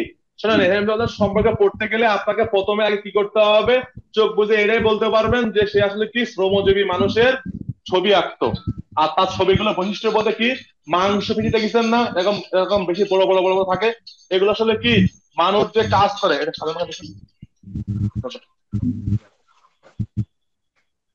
মানুষ যখন কাজ করে তখন কিন্তু মানুষের ঘাম হয় না। আর এই ঘাম তো তুমি তার ছবি আঁকা দিতে পারবে না, পারবা? ওই মানুষের ঘাম মনে করো প্রত্যেক গায়ে ঘাম আছে, আর ওই একটা দুটো তিনটা করে দেওয়া সম্ভব সম্ভব না। তাই উনি তার জায়গা থেকে একটা স্টাইল বের করে কি মাংস পেশিগুলো কি করায় বেশি বেশি উঁচু উঁচু দিয়ে থাকে, যে না কর্মরত মানুষের যে তার কষ্টের যে জিনিসগুলো এই পেশির মাধ্যমে কি হয় বোঝানো যায়। এ হচ্ছে তার চিত্রের সবচেয়ে পুরো প্রধান বৈশিষ্ট্য। এবার আমরা আসি হচ্ছে কি একটু বিস্তারিত পড়ি। দেখেন শেখ মোহাম্মদ সুলতান, তিনি এত সাল থেকে এত সাল পর্যন্ত জীবিত ছিলেন। এইটা যদি আপনার যদি এটা পড়তে পড়ে রাখবেন, কারণ কেন যদি কখনো আসে যে সুলতানের জন্মসাল কত, আসে না, এটা আসে না, তারপর দেখা গেল আপনার পড়ে রাখবেন। আর যদি দেখা গেল পরীক্ষার সময় যদি আসলো বৈশিষ্ট্যগুলো লেখো, এটা আসবে, এই কোর্সের মাসবি আসে, ঠিক আছে, তখন এগুলো দেওয়ার প্রয়োজন নাই, এই সাল দেওয়ার প্রয়োজন নাই। তিনি এস এম সুলতান নামের সমাধিত পরিচয়, তিনি ছিলেন একজন বাংলাদেশের প্রখ্যাত চিত্রশিল্পী। তার জীবনের মূল সুর ছন্দ খুঁজে পেয়েছিলেন বাংলাদেশের গ্রামীণ জীবন, যেটা একটু আগে আপনার বললাম, কৃষক এবং কৃষিকাজের মধ্যে আবহমান বাংলাদেশ সেই ইতিহাস ঐতিহ্য এবং দোহ এবং প্রতিবাদ।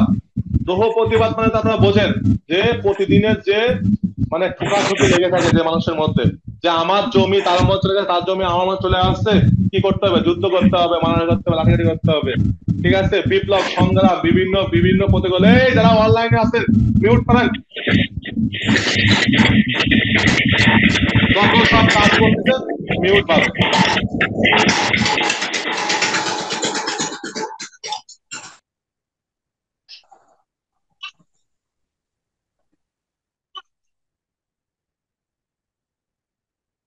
ক্লাসগুলো মন দিয়ে করেন, না হলে কিন্তু পরবর্তীতে কামাই করা লাগবে না পরীক্ষার সময়। এবার দেখেন কি লেখা আছে যে প্রতিকূল মধ্যে টিকে থাকার ইতিহাস এবং শিল্পকর্মকে সবচেয়ে বেশি প্রভাবিত করেছে তার ছবিতে গ্রামীণ জীবনের পরিপূর্ণতা, প্রাণ প্রাচুর্যের পাশাপাশি শ্রেণী বা দ্বন্দ্ব এবং গ্রামীণ ঐতিহাসিক হাল অনেকটা ফুটে উঠেছে। ছবিগুলো বিশ্ব সভ্যতার কেন্দ্র করে হিসাবে গ্রাম মহিমা উঠে এসেছে এবং কৃষককে এই কেন্দ্রের উপকার হিসেবে ফুটে তোলা হয়েছে। এবার দেখেন আমি বলি, যদি বলা হয় যে হচ্ছে এস এম সুলতানের চিত্রকর্মে তিনি কি ধরনের উপকরণ ব্যবহার করতো, আপনাকে লিখতে হবে কি দেশীয় ভেষজ রং ব্যবহার করতো। বিভিন্ন গাছের হচ্ছে রস, পাকলের রস, তারপর হচ্ছে কোনো নুড়ি পাথরের বা কাঠ কয়লার রস, এগুলো দিয়ে কি করতো উনি কালার রং তৈরি করতো। আর চট, চট দিয়ে কি করতো ক্যানভাস, ছবি আঁকার যে কাপড় আছে না, ওই কাপড় তৈরি করতো চট দিয়ে। কারণ ওই চটটা তৈরি করার জন্য কি করতো, ওই যে গাপ আছে না, গাপ, সবাই তো গাপ চেনেন চেনেন না, ওই গাপ হচ্ছে দেখবে যে জালে দেয় না, ওই যে রস, ওই হচ্ছে ওইটা দিয়ে কি করে উনি ওই কাপড়ে দিত টেকসই করার জন্য। ঠিক আছে, এগুলো মাথায় রেখে এগুলো পড়া লাগবে না, just একটু পড়ে শুনলেই হচ্ছে। এবার দেখেন আমাদের দৈনন্দিন জীবনে চারুকলার প্রয়োজনীয়তা কেন আসে। চারু এবং কারুকলা, প্রথম বলি চারু শব্দের অর্থ কি। চারু শব্দের অর্থ প্রথমে অর্থ ছবি আঁকা, আর কারু অর্থ কি হাতের কাজ। দেখেন চারুকলার প্রয়োজনীয়তা কারণ কি, নান্দনিক বিকাশ লাভ করে অবশ্যই, কারণ দেখা গেল কি আপনার মন ভালো নেই, আপনি দেখা গেল যে সুন্দর একটা ছবি রেখে আঁকতে মন চাচ্ছে, এতে কিন্তু আপনার কি হবে, এটা আপনার, এতে আপনার কি হবে, হচ্ছে মনের বিকাশ ঘটবে। এরপর দেখেন স্মৃতি এবং কল্পনা শক্তির বিকাশ ঘটে। কারণ কেন, আপনি দেখা গেল ভাবতেছেন যে আজকে আমি এই জিনিসটা করবো, এবার দেখা গেল কি ওই জিনিসটা করতে বসছেন, ওর থেকে দেখবেন যে আরো অনেক কিছু সৃষ্টি হয়ে গেছে। যেমন দেখেন আমরা যখন একটা ঘর আঁকি, পাহাড়ে যখন একটা গাছ আঁকি, তারপরে একটা কি আঁকি, একটা ফল গাদা আঁকি, আঁকি না, তাহলে কি হচ্ছে আস্তে আস্তে বিকশিত হচ্ছে না। এটা হচ্ছে, এটাই বলতে চাচ্ছে। এবার দেখেন সভ্যতা, কৃষ্টি এবং সংস্কৃতির উন্নয়ন সাধন হয়। দেখেন ছবি আঁকলে মানুষ মনে করে কি, আমি প্রথমে বলি ধর্মকে টানা দরকার আছে। কারণ কেন, আমাদের মধ্যে একটা ধর্মের কাজ করে কি, যে হচ্ছে আমরা ইসলাম ধর্মে, আমরা হিন্দু ধর্মে বা এই ধর্মে ওই সে ধর্মে আছি, আমাদের ধর্মে লেখা আছে যে এই জিনিস করা যাবে না বা ও করা যাবে না, তা করা যাবে না। দেখেন ধর্মে কোথাও লেখা নাই যে আপনি এই জিনিসটা করেন না, আমরা তৈরি করেছি বাস্তব কথা বলতে গেলে। ধর্মের কোন জায়গায় লেখা নাই যে এই জিনিসটা করেন না। ঠিক আছে, যদি আপনাকে ধর্ম যদি আপনি পারফেক্টলি যদি পদে পদে মানেন, তাহলে আপনি এক পাও চলতে পারবেন না। ইসলাম ধর্মে আছে মেয়েদের পা থেকে মাথা পর্যন্ত কোনো কিছু দেখাই যাবে না, চোখ বাঁধে। আছে না আপনাদের, আছে না, বলেন আছে কিনা। তারপর সব সব কি মানা হয়। আমাদের হিন্দু সম্প্রদায়েরও আছে যে এই করা যাবে না ওই করা যাবে না, আছে তো নাকি। হ্যাঁ, তাহলে আমরা তো এইগুলো আমরা কি করেছি, পরিবর্তন করেছি, করেছি কিনা। তা সেই ক্ষেত্রে আপনাদের এই কথাই বলি যে দেখেন, শুধু যে আমরা যে মানুষের ছবি আঁকলে দেখা গেল যে আমার মনে হয়েছে যে আমার কাছে খারাপ লাগতেছে, আমি পশু আঁকবো না, মানুষ আঁকবো না, তাহলে আমরা কি করবো, আমরা লতা পাতার ছবি আঁকবো। এগুলো কিন্তু আপনি আঁকতে পারবেন, এখানে কোনো বুদ্ধি নাই। ঠিক আছে, এই জন্য দেখা গেল সভ্যতা, কৃষ্টি, সংস্কৃতি উন্নয়ন ঘটায় এই কারণেই। দেখেন আপনি যখন আপনার বিয়ের অনুষ্ঠানে দেখা গেল আপনি হচ্ছে কি একটু আলপনা দিতে পারেন। মেয়েদের কথাই বলি, হিন্দু হোক মুসলিম হোক যে ধর্মেরই হোক, তারা কিন্তু হাতে মেহেদি দিতে কি খুবই ইচ্ছা বোধ করে। এবার এই যে মেহেদি যখন দেয়, তখন হচ্ছে কি হয়, তারা বিভিন্ন একটা অনুষ্ঠান হিসাবে দেয় না, কালকে দেখা গেল যে বান্ধবীর বিয়ে আছে বা কালকে একটা অনুষ্ঠান আছে, সেই হিসাবে তো দেয়, এখানে তো আর অন্য কিছু ভেবে দেয় না। তাহলে সেই হিসেবে যদি দিয়ে থাকে, তাহলে কি আছে, সংস্কৃতির উন্নয়ন হচ্ছে না একটা। কারণ আমি সাজগোজ করলে কি হচ্ছে, আমার মনের একটা বিকাশ ঘটতেছে। এবার দেখেন রুচিশীলতার বৃদ্ধি পায়, অবশ্যই বৃদ্ধি পায়। কারণ কেন, মনে করেন যে আপনি প্রত্যেক দিন ধরে এক কাপড় যদি প্রত্যেক দিনে পরেন, তাহলে কি হয়ে যাবে, নিশ্চয়ই খারাপ লাগে না। তাহলে আপনি যে পরিষ্কার কাপড় পরেন, তেমন কথাই বলি, যেমন দেখা গেল যে হচ্ছে মেয়েরা দেখা গেল যে সবসময় কি করে, যে একটা শাড়ি কেনে, তার হাতে ম্যাচিং করে কি করে ব্লাউজ পরে, পরে তো নাকি। সে দেখা গেল যে শাড়ি পরিছে লাল, ব্লাউজ পরিছে কালো, তা তো পরে না। দেখা যায় ও রিলেটেড একটা ম্যাচিং করে পরে, এটা হচ্ছে রুচিশীলতার বলে। রুচি আপনার এখানেই কাজ করবে। ঠিক আছে, এবার বলে মনোযোগ এবং ধৈর্য শক্তি বিকাশ ঘটে, অবশ্যই করে। কারণ কেন, আপনি যখন কোনো কিছু যখন করতে যান, দেখা গেল যে আছে মেয়েদের কথাই বলি, যখন দেখা গেল যে কি নকশি কাঁথা যখন করতে যায়, তখন কি হয়, অনেক ধৈর্যের ব্যাপার না, একদিন শেষ হয়, শেষ হয় না।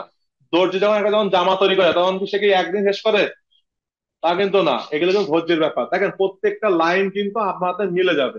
এবার দেখেন শিক্ষাপকরণ তৈরি করা, ফলে শ্রেণীকক্ষে পাঠদান করতে সহজ হয়। আপনারা যারা হচ্ছে শিক্ষক হবেন, সকলের জন্য শুভকামনা রইল। এবার বলি, নতুন কারিকুলাম মানে তো জানেন, শুনেছেন কিছু? নতুন কারিকুলাম মানে হচ্ছে কি হাতে কলমে শিক্ষা। আপনাকে আগে পড়তে হবে, জানতে হবে বাচ্চাদের মধ্যে আপনি কিভাবে আপনার জিনিসগুলো ঢোকাবেন, এই ক্যাপাসিটি আপনার থাকা লাগবে। আগে যেমন গেছেন, ফোন চাপিয়েছেন, এই পারলে আঁকা নালে বসে থাক, এই কথা কথা বলা যাবে না। এখন সে সিস্টেম নেই। মাস্টার তুই আগে পড়ে আয়, তারপরে গিয়ে আমরা পড়বো না। এখন কিন্তু স্টুডেন্ট এরকম হয়ে গেছে। ঠিক আছে, স্লাইন আগে আমরা মুখে বলতাম কি, এক মুঠো গুড় আর এক তিন আঙ্গুলের বললাম যে কি, এক চিমটি লবণ দিয়ে গুড় করলে কি আছে, স্লাইন আসছে। আর এখন কিন্তু মাস্টারদের কিন্তু অবশ্যই বলা লাগতেছে যে কালকে তোমরা বাড়ির থেকে চিনি নিয়ে আসবা বা গুড় নিয়ে আসবা আর লবণ নিয়ে আসবা, আমরা মাফ করে দেখবো যে কিভাবে স্লাইন বানাইতে হয়। এখন দেখেন, সবার হাতের মুষ্টি কিন্তু এক না। মুষ্টি এক, আর মুষ্টি বলতে কি বোঝায়, 5 আঙ্গুল এক করার পরে হাতে যেটুকু ধরবে সেটাই কিন্তু মুষ্টি। এটা আমরা বলি না যে এক মুষ্টি চাল নিয়ে আসো, আর এক মুষ্টি চালে আর এক মুঠো চাল, মুষ্টি আর মুঠ কিন্তু এক না। এবার বলি 3 আঙ্গুলে এক চিমটি লবণ, তা কোন 3 আঙ্গুল? এই 3 আঙ্গুল, এই 3 আঙ্গুল, এই 3 আঙ্গুল, এই 3 আঙ্গুলে এক চিমটি। আর আপনি দেখা গেলে এইভাবে তুল দিতে পারবেন না, পারবেন? এই হচ্ছে বিষয়। তাই আপনাদেরও শিখতে হবে, স্টুডেন্টকেও শিখাইতে হবে। আসি, এবার দেখেন, আসি আছে কি কারুকলার প্রয়োজনীয়তা। কারুকলা অর্থ হচ্ছে হাতের কাজ। এখানে দেখেন, সৌন্দর্য বর্ধন জাগ্রত হয়। আপনি যখন কোনো জামা কাপড় কিনতে যান বা পড়তে যান, আপনার প্রথম টার্গেট থাকে কি, আমি হচ্ছে এরকম ধরনের ডিজাইনের কাপড় কিনবো, এই জিনিসটাই পরবো, তাহলে আমার সুন্দর লাগবে। এটা সৌন্দর্য বর্ধন জাগ্রত করে। হাত এবং চোখের ব্যবহারের দক্ষতা বৃদ্ধি পায়। যখন কোনো মানুষ সবজি কিনতে যায়, তখন কিন্তু পোকাওয়ালা জিনিস কেনে না, কেনে খুঁটে খুঁটে দেখে দেখে কেনে, যে হ্যাঁ এই টাকা আমার টাকা, ঠিক আছে, আমার টাকা।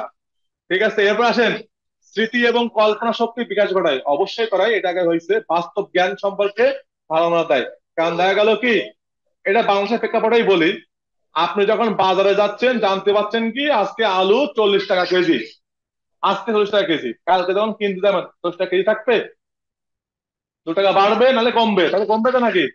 পারলে তো আপনার 40 টাকা বেশি নিয়ে যেতে হবে। হাজার আপনার 40 টাকা হোক না কেন, বাড়তেও পারে কমতেও পারে। এটাকে বলা হচ্ছে বাস্তব জ্ঞান, যাকে বলা হয় হাতে কলমে শিক্ষা। চঞ্চলতা হ্রাস পায় অবশ্যই। কারণ কেন, আমি যখন বুঝতে পারবো যে না আমার মধ্যে এই জিনিসটা বাড়তি হয়ে গেছে, তখন আপনি কি করবেন, আস্তে আস্তে কমাই দেবেন। এরপর আসেন কি, মডেল তৈরি করে পাঠদানের সময় উপকরণ হিসাবে ব্যবহার করা, হস্ত এবং কুটির শিল্পের মাধ্যমে বেকারত্ব দূর করা। দেখেন, আমরা সচরাচর কি করি, যে কাপড়, বাড়তি কাপড় গুলো ফেলাই দেয়, দেয় না? এই বাড়তি কাপড় কেটে কেটে কিন্তু অনেক সুন্দর জিনিস তৈরি করা যায়, করা যায় না? এই জিনিসটা কিন্তু কি, আবার বাইরেও কিন্তু বিক্রি করা যায়। এইগুলোই কিন্তু আপনার কি হস্ত এবং কুটির শিল্প। এবার দেখেন, আসেন কান্তজিক মন্দিরের টেরাকোটা শিল্পের বিষয়বস্তু সম্পর্কে, ঠিক আছে, পড়তে হবে। এটা আপনারা পড়ে নেবেন, একটু আগে জানাই দিলাম, এটা হচ্ছে ধর্মভিত্তিক টেরাকোটা সম্পর্কে লেখা আছে। এখানে কি কি আছে আপনারা পড়ে নেবেন। এবার আসেন দেখেন, বরেন্দ্র জাদুঘর কোথায় অবস্থিত এবং 3টি শিল্পকর্মের নাম। দেখেন, বরেন্দ্র জাদুঘর রাজশাহী শহরে স্থাপিত বাংলাদেশের প্রথম জাদুঘর। মনে রাখেন, যদি বলে যে বাংলাদেশের প্রথম জাদুঘর কোথায় অবস্থিত এবং নাম কি, ঠিক আছে, কোশ্চেন কিন্তু আপনি যেটা পড়েন না কেন, ওই একই জিনিসই আসবে ঘুরে ফিরে। এরপর দেখেন, এটা হচ্ছে কি, সেই ব্রিটিশদের আমলে তৈরি করা। যখন এই প্রত্নসংগ্রহশালী 1910 খ্রিস্টাব্দে ব্যক্তিগত উদ্যোগে স্থাপিত হয়েছিল, বর্তমানে রাজশাহী বিশ্ববিদ্যালয়ে এটি পরিচালনা করে থাকেন। এখানে দেখেন 3টি শিল্পকর্ম আছে। রাজ্যপালের ভাতুয়া রিয়া শিলা শিল্পী। শিলা মানে বোঝেন, পাথরের উপরে খোদাই করা কোন শিল্পকর্ম, এবার শিলা শিলা শিল্পী বলে। এবার বলি প্রস্তরে খোদাই, আরবীয় ক্যালোগ্রাফি। এবার ক্যালোগ্রাফি মানে বোঝেন, মানে হচ্ছে কি, আপনি কিছু লেখা লিখেছেন খুব সুন্দরভাবে হাত দিয়ে, যে লেখা ড্রয়িং করা, একেবারে ক্যালিগ্রাফি বলে। এটা কিন্তু আরবি ভাষায়, মানে ইসলামিক কেন্দ্রিক। এবার বলে 1800 শতাব্দীর 2টা মটকা। মটকা মানে বোঝেন? হ্যাঁ, হ্যাঁ, পানি রাখার পাত্র, গুড। এই তো দেখেন, মিনিয়েচার চিত্রকর, চিত্রকলা কাকে বলে? 2টি চিত্রকর্ম নাম লেখেন। দেখেন, মিনিয়েচার পেইন্টিং মানে প্রথম বলতে হবে মিনিয়েচার শব্দের অর্থ কি।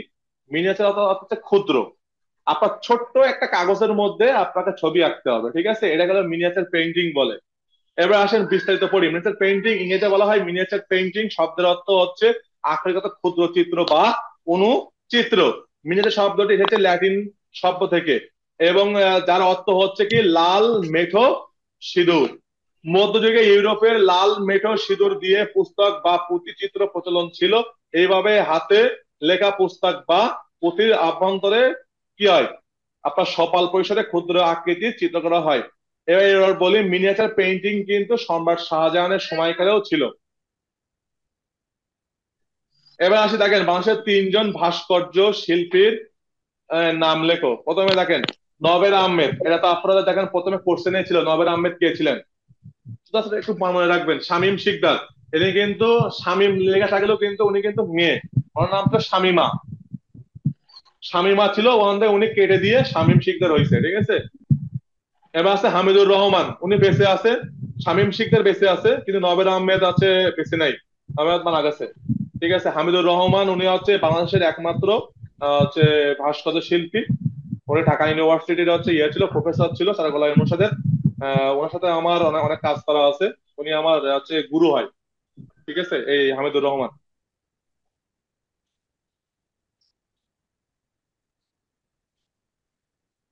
দেখেন আমি হচ্ছে ওনার ছবি দেখাচ্ছি আপনাদের।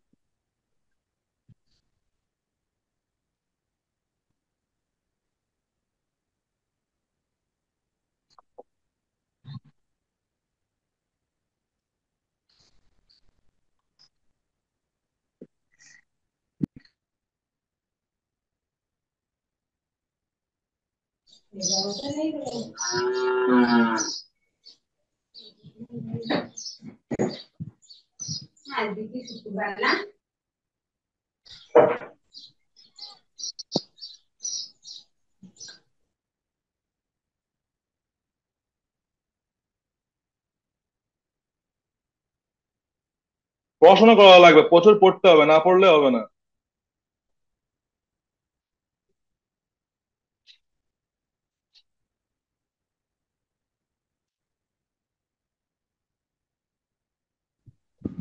স্যার, জি বলেন।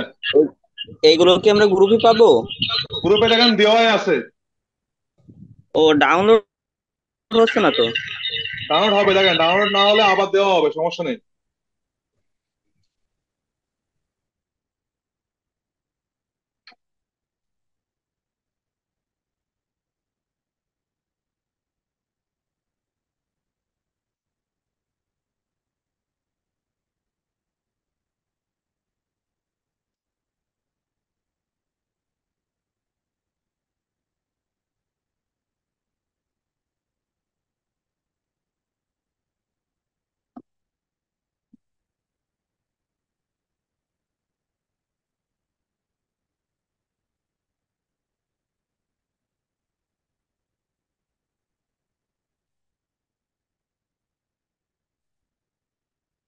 হুম।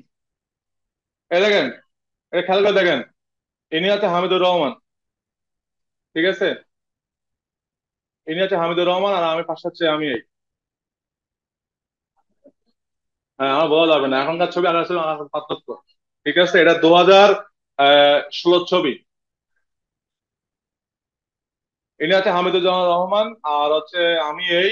আর এই যে শিল্পকর্ম তৈরি করা আছে, এটার নাম হচ্ছে ফ্যামিলি। এটা কিন্তু পুরো হচ্ছে ওয়েল্ডিং মেটাল দিয়ে তৈরি করা, মানে যে রড আছে না, রড দিয়ে তৈরি করা।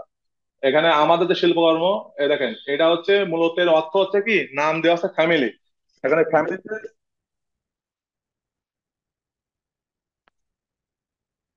শিল্পকর্ম নামটি হচ্ছে দেওয়া হয়েছিল ফ্যামিলি। এই কাজে উনি আমাকে হচ্ছে সাহায্য করেছিলেন। কারণ হচ্ছে আমার তৈরি করার সময় আমি ডিজাইন করার পরে ওনাকে দেখানোর পরে উনি হচ্ছে নাম দিছিল যে এটা তুমি হচ্ছে ফ্যামিলি নাম দাও। এটা হচ্ছে মূলত এর ঘটনাটা হচ্ছে কি, এই যে মাথা দেখেন, এই মাথা থেকে এই পর্যন্ত যে রিংটা আছে না, এখানে দেখেন একটা রিং আছে আর একটা রিং আছে। এই রিংটা হচ্ছে বাবা, ঠিক আছে? হচ্ছে বাবা। আর এই হচ্ছে প্রথম তার হচ্ছে হাত, ঠিক আছে? এটা কিন্তু অ্যাবস্ট্রাক্ট, যেটাকে বলা হচ্ছে অ্যাবস্ট্রাক্ট হচ্ছে তোমার আর্ট বলে। এটা হচ্ছে বাবা, আর এর নিচে হচ্ছে মা, আর এর বাকিগুলো সব হচ্ছে সন্তান। অর্থাৎ হচ্ছে পরিবারের সবচেয়ে বড় দায়িত্বশীল মানুষকে বাবা। তার আদলে কি আছে মা, আবার তার তার পরিবারের সদস্য। আর এই হচ্ছে বেস, মানে বাবা পুরো পরিবারেরই হচ্ছে একটা অংশ বিশেষ। তাহলে দেখেন, একটা যখন শিল্পকর্ম আপনি তৈরি করবেন আপনার নিজের চিত্রকল্প থেকে, আপনি কি করবেন, আপনি ভাববেন যে হচ্ছে কি আচ্ছা আমি এই নাম দেবো, কিন্তু এই নাম দেওয়ার পিছনে আপনার কিন্তু অবশ্যই গল্প থাকা দরকার আছে যে আপনি কেন আঁকাইছেন। যেমন দুর্ভিক্ষের ছবি নাম দেওয়া আছে দুর্ভিক্ষের ছবি।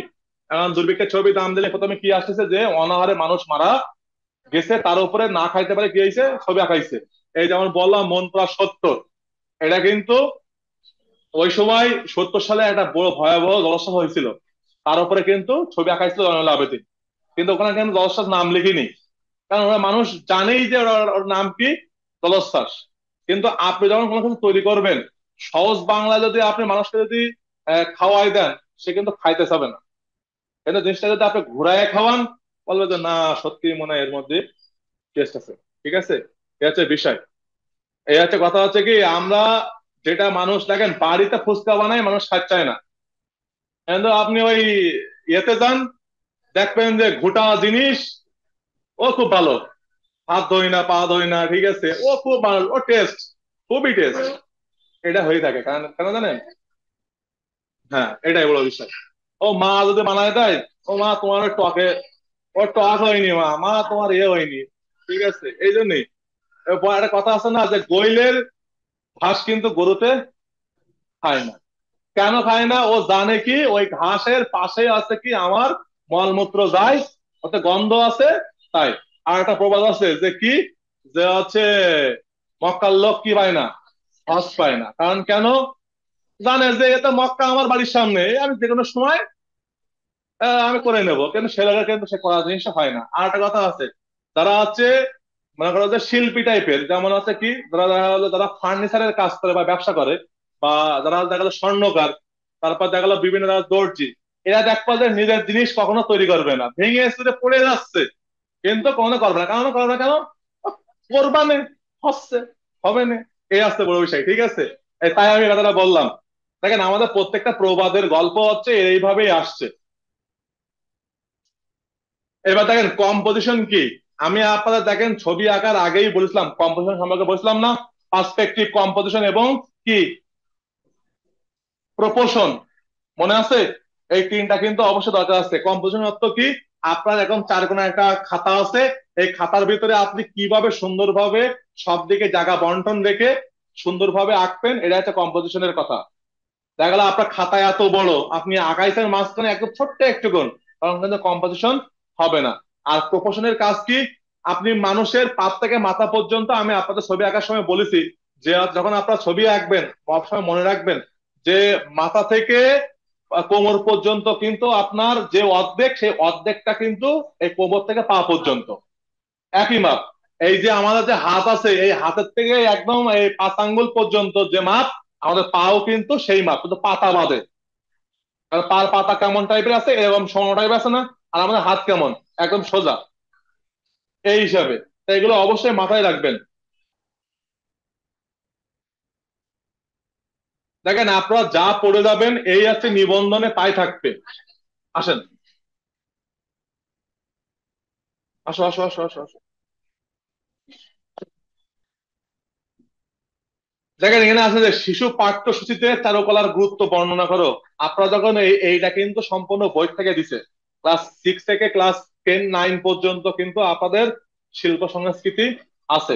যেটা ছিল আগে কি, চারু এবং কারু বই ছিল, সেটাকে দেখা গেল যে কিছু হয়েছে কি, কিছু কিছু মানুষের কারণে, সরাসরি বলতে হয় যে কিছু মানুষের কারণে কি এখানে ধর্ম টেনে আনে, তার কারণে কি হয়েছে, যে এটা বাদ দিতে হবে, নাচ গান আসলে চলে না, এই ব্যাপার স্যাপার।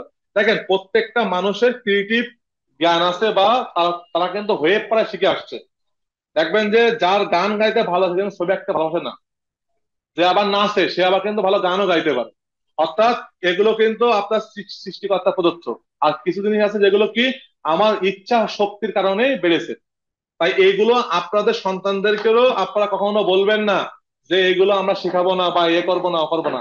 দেখেন আগে এক সময় এই ছবি আঁকতো মানুষ, তা বলতো কি ও ছবি এঁকে কি হবে, তাই তো নাকি? হ্যাঁ, হ্যাঁ, কে বলিস এ কথা? হ্যাঁ, তা ওই তো এ কথাই বলবা। তাহলে আমার গল্পই আমি বলি, আমি যখন, আমি ছোটবেলা থেকে ছবি আঁকি, ঠিক আছে। তা আমার ছবি আঁকি, আমার হচ্ছে ব্যাকগ্রাউন্ড এসএসসি পর্যন্ত, এইচএসসি পর্যন্ত খুবই ভালো। তারপরে ইন্টারমিডিয়েটে পাস করার পরে এবার টার্গেট হয়েছে কি যে হচ্ছে আপনার এতে পড়তে হবে, মানে বিশ্ববিদ্যালয়ে পড়তে হবে, না পড়লে আসলে সবাই তো চাই, ফ্যামিলিও চাই। এখন প্রথমে পরীক্ষা দিলাম রাজশাহীতে, হচ্ছে ইউনিভার্সিটিতে হয়ে গেল, বিজনেস হচ্ছে এতে হয়ে গেছিল। তারপরে হচ্ছে ওখানে ওই ভর্তি হওয়ার আগে একটা অ্যাক্সিডেন্ট ঘটে যায়, তাই বাড়িতে আর পড়তে দেয়নি, বলছে ভর্তি হতে হবে না। ঢাকায় হচ্ছে ওয়েটিং এ ছিলাম, ঢাকায় হয়নি। তারপরে হচ্ছে খুলনায় পরীক্ষা দিলাম, খুলনায় হয়ে গেছে। দেখেন আমার খুলনায় কিন্তু পরীক্ষা দিলাম বিবিএ তে, আর পরীক্ষা দিয়েছিলাম হচ্ছে চারুকলায়। তা আমার প্রথমে চারুকলা পরীক্ষা দেওয়ার পর রেজাল্ট দেওয়ার পরে আমার বিবিএ রেজাল্ট দিছিল, তো অলরেডি তখন আমি ভর্তি হয়ে গেছি। তখন আমার 40,000 টাকা অলরেডি খরচ হয়ে গেছে। আর পরবর্তী আর বাড়িতে বলিনি যে বিবিএ আমার চান্স হয়েছে, তা ঠিক আছে। চান্স পড়ার পরে আমার বাবার কলিগরা সবাই বলতেছে কি, দাদা ছেলে তো ছবি আঁকা নিয়ে পড়তেছে, এর কোনো ভবিষ্যৎ নেই, কিন্তু বাইরের দেশে এর ভবিষ্যৎ আছে। তা আমি বললাম যে বাবা ঠিক আছে, সবাই তো সব কথা বলবে, সব জিনিসটা মানুষ খাবে না। অনেকে পোল্ট্রি পছন্দ, অনেকে পোল্ট্রি পছন্দ না। তা আমি বললাম যে সময় সাপেক্ষ আসুক, তারপরে হবে। দেখেন বর্তমান সমাজে কিন্তু এই ছবি আঁকা কিন্তু সবচেয়ে বেশি, সবচেয়ে বেশি। কারণ কি, আপনি কিন্ডার গার্ডেন স্কুলে পড়াবেন, আপনার বাচ্চা পড়াতে গেলে কি করা লাগতেছে, ছবি আঁকা শেখানো লাগতেছে না? যাও দৌড় মারো, কনে যাও আর্ট শেখাও। আর প্রত্যেক স্যারের কাছ থেকে, যেমন আমি আমার কথাই বলি, আমি সপ্তাহে 2 দিন করে প্রাইভেট পড়াই বাসায়। সর্বনিম্ন হচ্ছে আমি 3,500 টাকা নেই, আর সর্বোচ্চ তো এটা আমার মনের উপর নির্ভর করে। তা আমি যদি 10টা স্টুডেন্ট পড়াই, তাহলে আমার আর চাকরি করা লাগবে? শুধু এই পড়াশোনা করে আইছি বলেই চাকরি করা লাগতেছে। আমি তো বাড়ি বসেও থাকি, তাও আমার মাসে 20,000 টাকা ইনকাম। আর যারা আমি বলবো না যারা হচ্ছে অন্য সাবজেক্টে পড়ে তারা খারাপ করবো, তাও বলবো না। তার কারণ হচ্ছে কি, দেখেন হাতে কলমের শিক্ষা আর মুখস্থ বিদ্যা এক না। আগে দেখবেন ব্যাংকের জন্য নিয়ম ছিল কি, অ্যাকাউন্টিং নিয়ে পড়তেই হবে, তাহলে ব্যাংকে চাকরি হবে। এখন সিস্টেম আছে? নেই। সে ইসলামের ইতিহাস পড়ে পড়ে আসতেছে, সে ব্যাংকে চাকরি করতেছে। বাংলা পড়ে আসতেছে, ব্যাংকে চাকরি করতেছে। তারা গলায় পড়তেছে, ব্যাংকে জব করতেছে। ব্যাংক তার বলিনি যে হচ্ছে তোমার এই অ্যাকাউন্টিং শিখতে হবে। এখন ব্যাংকের মূল আসলে কি, আপনি আসেন, আপনার মধ্যে কি স্কিল আছে, বাকিটা আমরা আপনার বের করে নিবেন। তাই আপনাদের যে যাই বলুক না কেন, এ কথা মনে রাখবেন না, ও হাজার লোক হাজার কথা বলবে। ওই আপনি বাড়ি বসে আজকে আছে একটা ইয়ে প্যানাপ্রিন্ট ঝুলাই দেন বাড়ির সামনে, যে বাড়ি আর্ট কোচিং করানো হয়, সপ্তাহে 3 দিন, মাসে 500 টাকা করে হচ্ছে গিয়ে, এমনি স্টুডেন্ট আপনি নিয়ে পারবেন? কেন বলে বলেন, আপনি বলেন, আমি আপনাকে উত্তর দেবেন, বলেন, বলেন, আমার উত্তর আপনার রেডি। শোনেন আমি বলি, এটা হচ্ছে ভুল কথা। দেখেন মানুষে কেন বলে জানেন, বর্তমান সময় সময়ে আপনি লাখ টাকা ইনকাম করেও চলতে পারবেন না।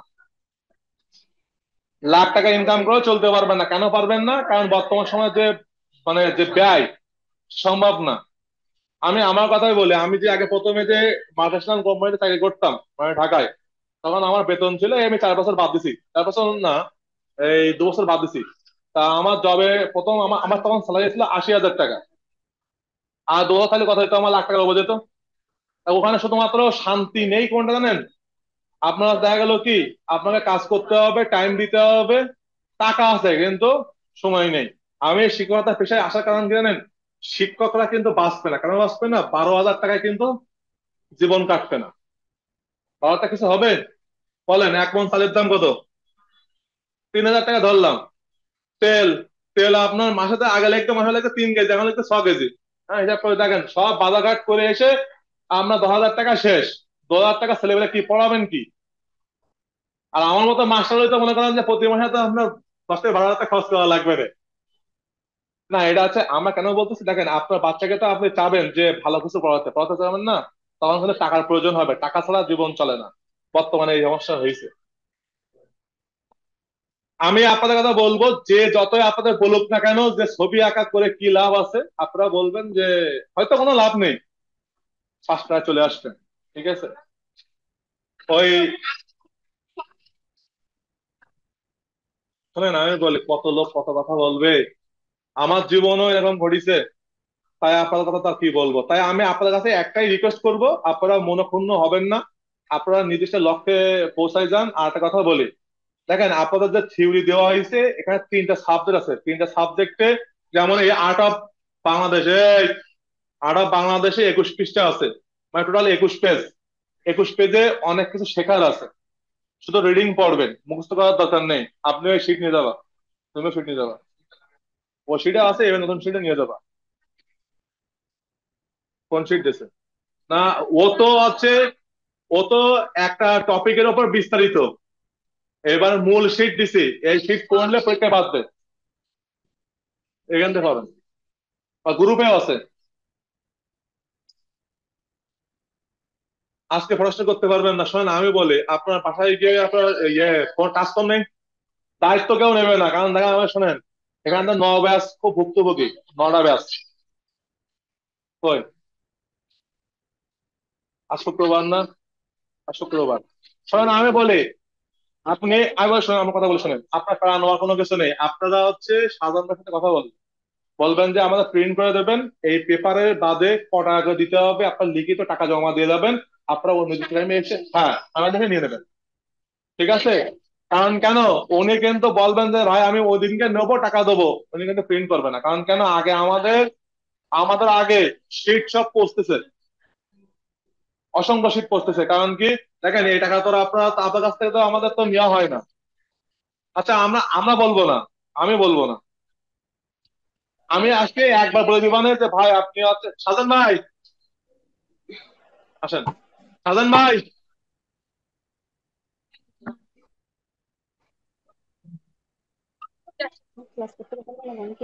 ওই ওই ঘটনায় ঘটিছে। আসসালামু ওই আলাইকুম বলছে স্যার। কি, এই 1 মিনিট, এই 1 মিনিট, বলছে কি হচ্ছে যে 3টা শিট দিছে না, এই 3টা শিট বুঝতে পারছেন ক টাকা পড়বে প্রিন্ট করতে, আপনি একটা হিসাব করেন, ওরা ওরা সবাই আপনার টাকা দিয়ে যাবে আজকে, আপনি প্রিন্ট রেখে দেবেন, ঠিক আছে? শোনেন আমি বলি, আপনারা রেগুলার আসেন, আমিও জানি, সেও জানে, কিন্তু কথা হচ্ছে কি, আপনার মুখের দিক থেকে সে প্রিন্ট করলো, কিন্তু আপনি নিলেন না। ওই যে ওই যে টাকাটা, ওই টাকাগুলো কিন্তু কোম্পানি কিন্তু কি করবে না, বেয়ার করবে না, ওনার গাড়ির থেকে কিন্তু খরচ করা লাগবে। কারণ ওনার গাড়িতে আপনার খরচ করবে না। এই 21 পেজের শিট, 3টা শিট সর্বমোট দেখালে আপনার 100 থেকে 120 টাকা খরচ হবে। কোন শিট গুলো? দেখেন এই শিট গুলো নেওয়া লাগবে, সিটির কোনো শেষ নেই, আমার কাছে দেন আমি বলি। এই জিনিসটা ভালো করে দেখেন, এই শীটটা আছে কি, মিশরীয় সভ্যতার শিল্পকলা, মানে মিশরের যে সভ্যতা ছিল এদের আছে, আছে না? আছে। এই সভ্যতার এই পুরোটা আপনাদের পড়া লাগবে, পড়লে আপনারা কি করতে পারবেন, এতে যে কোনো কোশ্চেন আসলে আপনারা উত্তর দিতে পারবেন। এই একটা টপিকের উপর একটা শীট, কথা বুঝতে পারছেন? এবার হচ্ছে আপনাদেরকে, এবার যে 3টা শীট দিচ্ছি 3 সাবজেক্টের, এইগুলো পড়লে এইগুলো পড়লে পরীক্ষায় পাশ করে বেরোতে পারবেন, তাই দেওয়া, বুঝতে পারছেন? এই শীটটা গোছাই রেখে দেন, সামনে নিবন্ধনে লাগবে। হ্যাঁ হ্যাঁ, অবশ্যই। হ্যাঁ, সামনে আপনার, হ্যাঁ নিবন্ধন দেওয়া যাবে।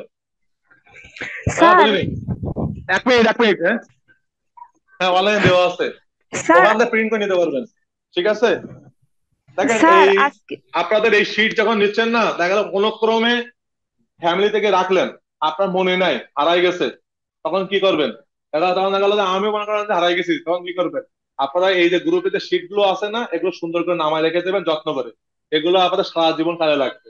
আজকে দেখেন সে কাজে লাগতেছে, নিবন্ধন পরীক্ষা দেবে আপনার বড় ভাই, এই আছে এক বড় আপু, ওই একই জিনিস, এই যা পড়াবো এই তাই নিবন্ধনে থাকবে।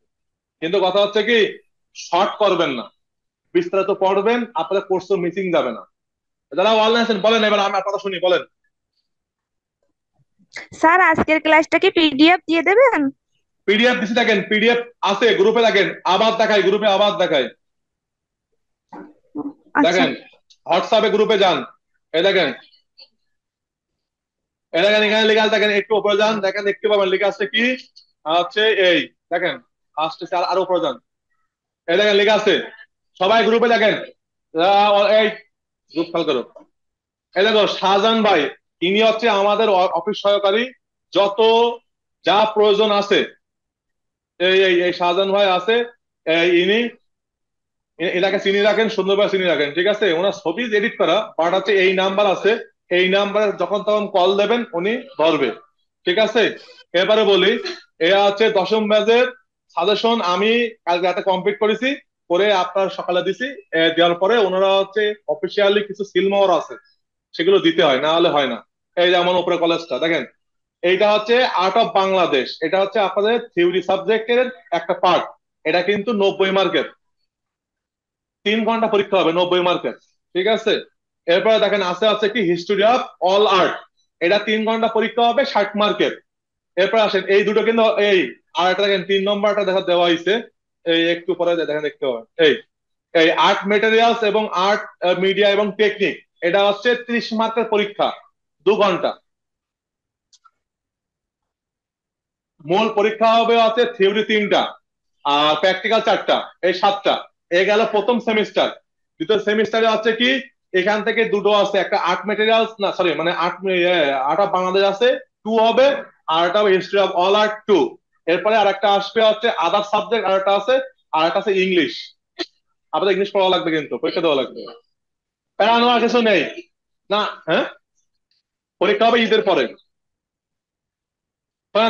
ইংলিশ শুনে কারো হার্টবিট কাঁপানোর দরকার নেই, এখান থেকে যা কোশ্চেন দেবে তাই পড়বেন, তাই পড়বেন।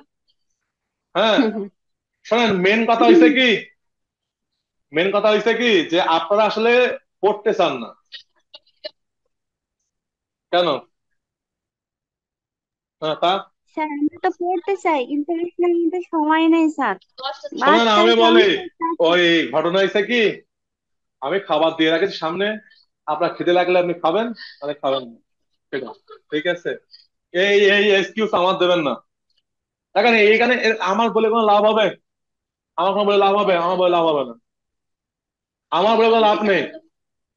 আসসালামু আলাইকুম স্যার, রকনুজ্জামান বলছিলাম। হ্যাঁ বলেন। স্যার আমিও তো শিটগুলো নিতে চাচ্ছিলাম, কিন্তু এই মুহূর্তে তো স্যার আমি তো সাথে আসতে পারছি না। তো জি, শিটগুলো স্যার আমি কিভাবে সংগ্রহ করব? এই অনলাইনে আছে দেখেন, এই অনলাইনে দেখেন আছে, এই দেখেন গ্রুপে আছে।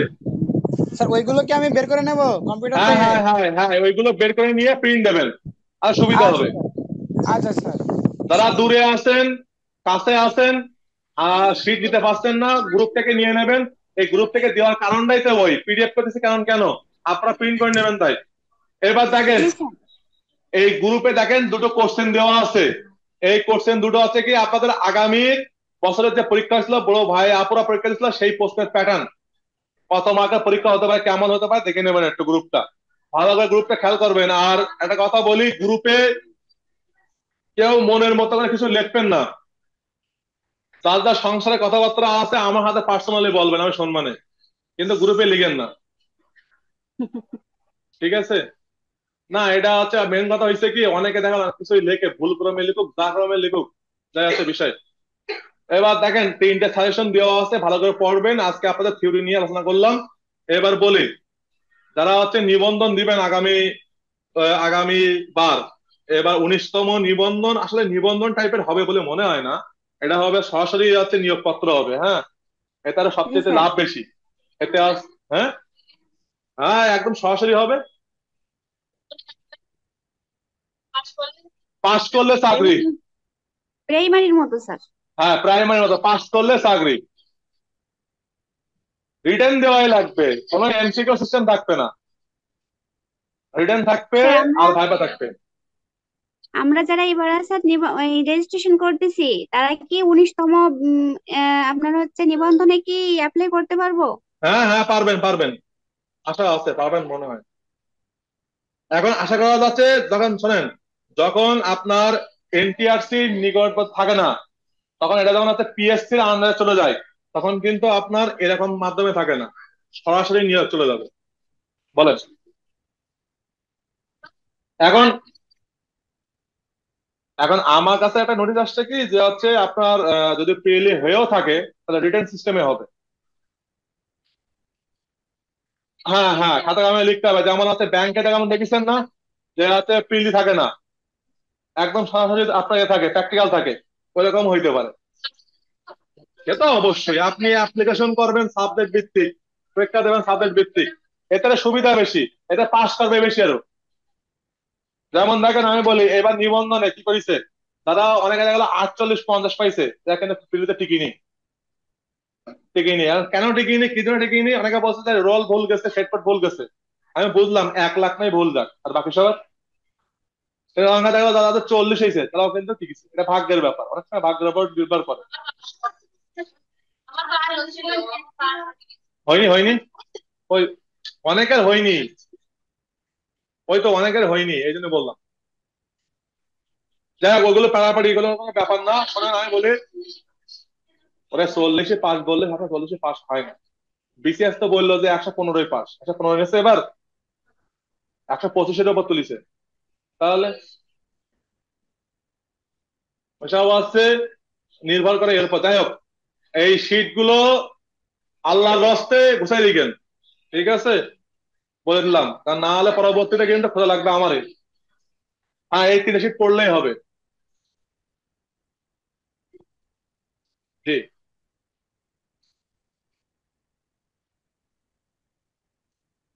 এখানে কোনো শীট নাই।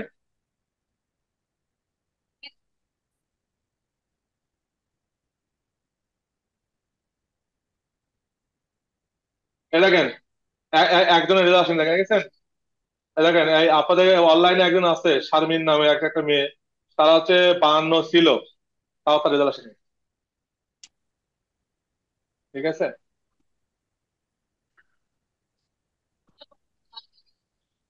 ওই তো সেটা তো বললাম তো, অনেকে দেখালো ভাগ্য কাজ করে। এখন যাই হোক, মেন কথা হয়েছে কি, আমার এক ম্যাডাম বলতো যে সুব্রত, যার যেখানে যার লেখা আছে তার সেখানে হবে, ঠিক আছে। তাই এইগুলো নিয়ে মন খারাপ করা যাবে না। আর হিন্দু সম্প্রদায়ের একটা গীতায় লেখা আছে, যা তোমার না তাই নিয়ে চিন্তা করার কোনো দরকার নেই, যেটা হবে সেটা তোমার সামনেই অপেক্ষা করতেছে। হ্যাঁ, তাই আপনারা চিন্তা ভাবনা করেন না, আপনার জায়গা থেকে আপনার 100% দেন, তাহলে আপনারা ভালো কিছু পাবেন। জি বলেন।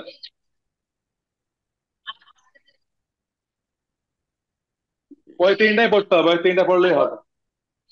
দেখেন আমি বলি শোনেন, এই শীটের যা কোশ্চেন আছে এর থেকে কি ধরনের কোশ্চেন আসতে পারে ওই শীটে আছে, এটা এখন নোয়া লাগতেছে না। কিন্তু এই শীটটা যে পিডিএফটা আছে সেটা আপনার গোছায় রাখতেন, পরবর্তী নিবন্ধে কাজে লাগবে, কাজে লাগবে। আর স্যার নিবন্ধনে আমি একটা আছে। কথা বলতে চাচ্ছিলাম। হ্যাঁ জি বলেন।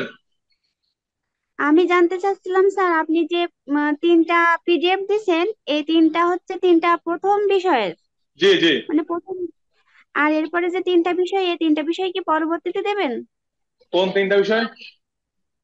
এই যে আমি উপরে দেখতেছিলাম মোট 6টা, তিনটা ওই আপনার হচ্ছে রিটেন, আর তিনটা সম্ভবত প্র্যাকটিক্যাল। 3টে না, 4টে প্র্যাকটিক্যাল।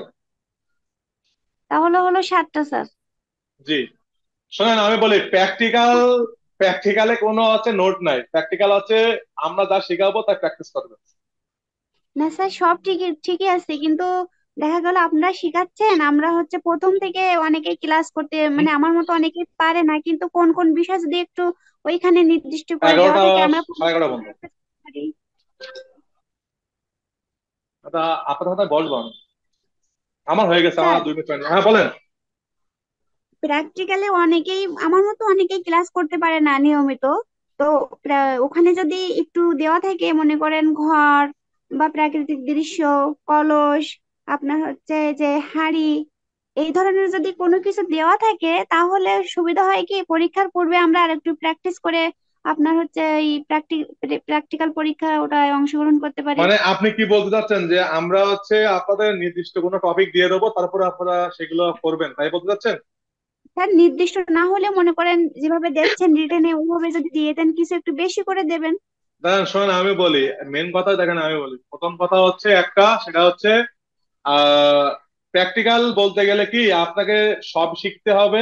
দেখা গেল আমার মনে হয়েছে যে আপনাকে আমি বলতে পারি, দেখুন হচ্ছে শখের হাড়ির থেকে আপনি হচ্ছে কি করেন, শিকে সহ হাড়ি আঁকেন, ওই একই জিনিস, শুধুমাত্র শিকেটা দিতে হবে, এইটুকু জ্ঞান আপনার থাকা লাগবে, ঠিক আছে, সমস্যা নাই। আর আপনারা বলি যারা 10ম ব্যাচ, আপনাদের কিন্তু প্র্যাকটিক্যাল খাতায় ছবি আঁকতে হবে, প্র্যাকটিক্যাল পরীক্ষার সময় খাতা জমা দিতে হবে।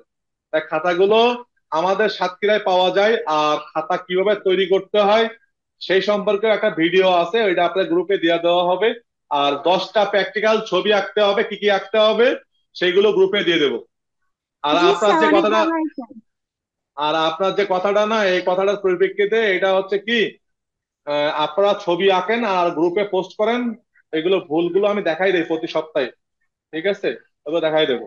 আশা করা যায় আপনার সাথে আমার নেক্সট ক্লাসে দেখা হবে। আর দ্বিতীয় কথা হচ্ছে 3টা শীট খুব সুন্দর করে পড়বেন, আর লাল কলম আর কালো কলম নিয়ে বসবেন, খাতার উপরে লিখবেন যে কোনগুলো আমি বুঝতেছি না। ঠিক আছে? হ্যাঁ, আপনাদের এখন ম্যাডাম ক্লাস নিবে, এখন একটু 5 মিনিট ওয়েট করেন, ম্যাডাম জয়েন করতেছে।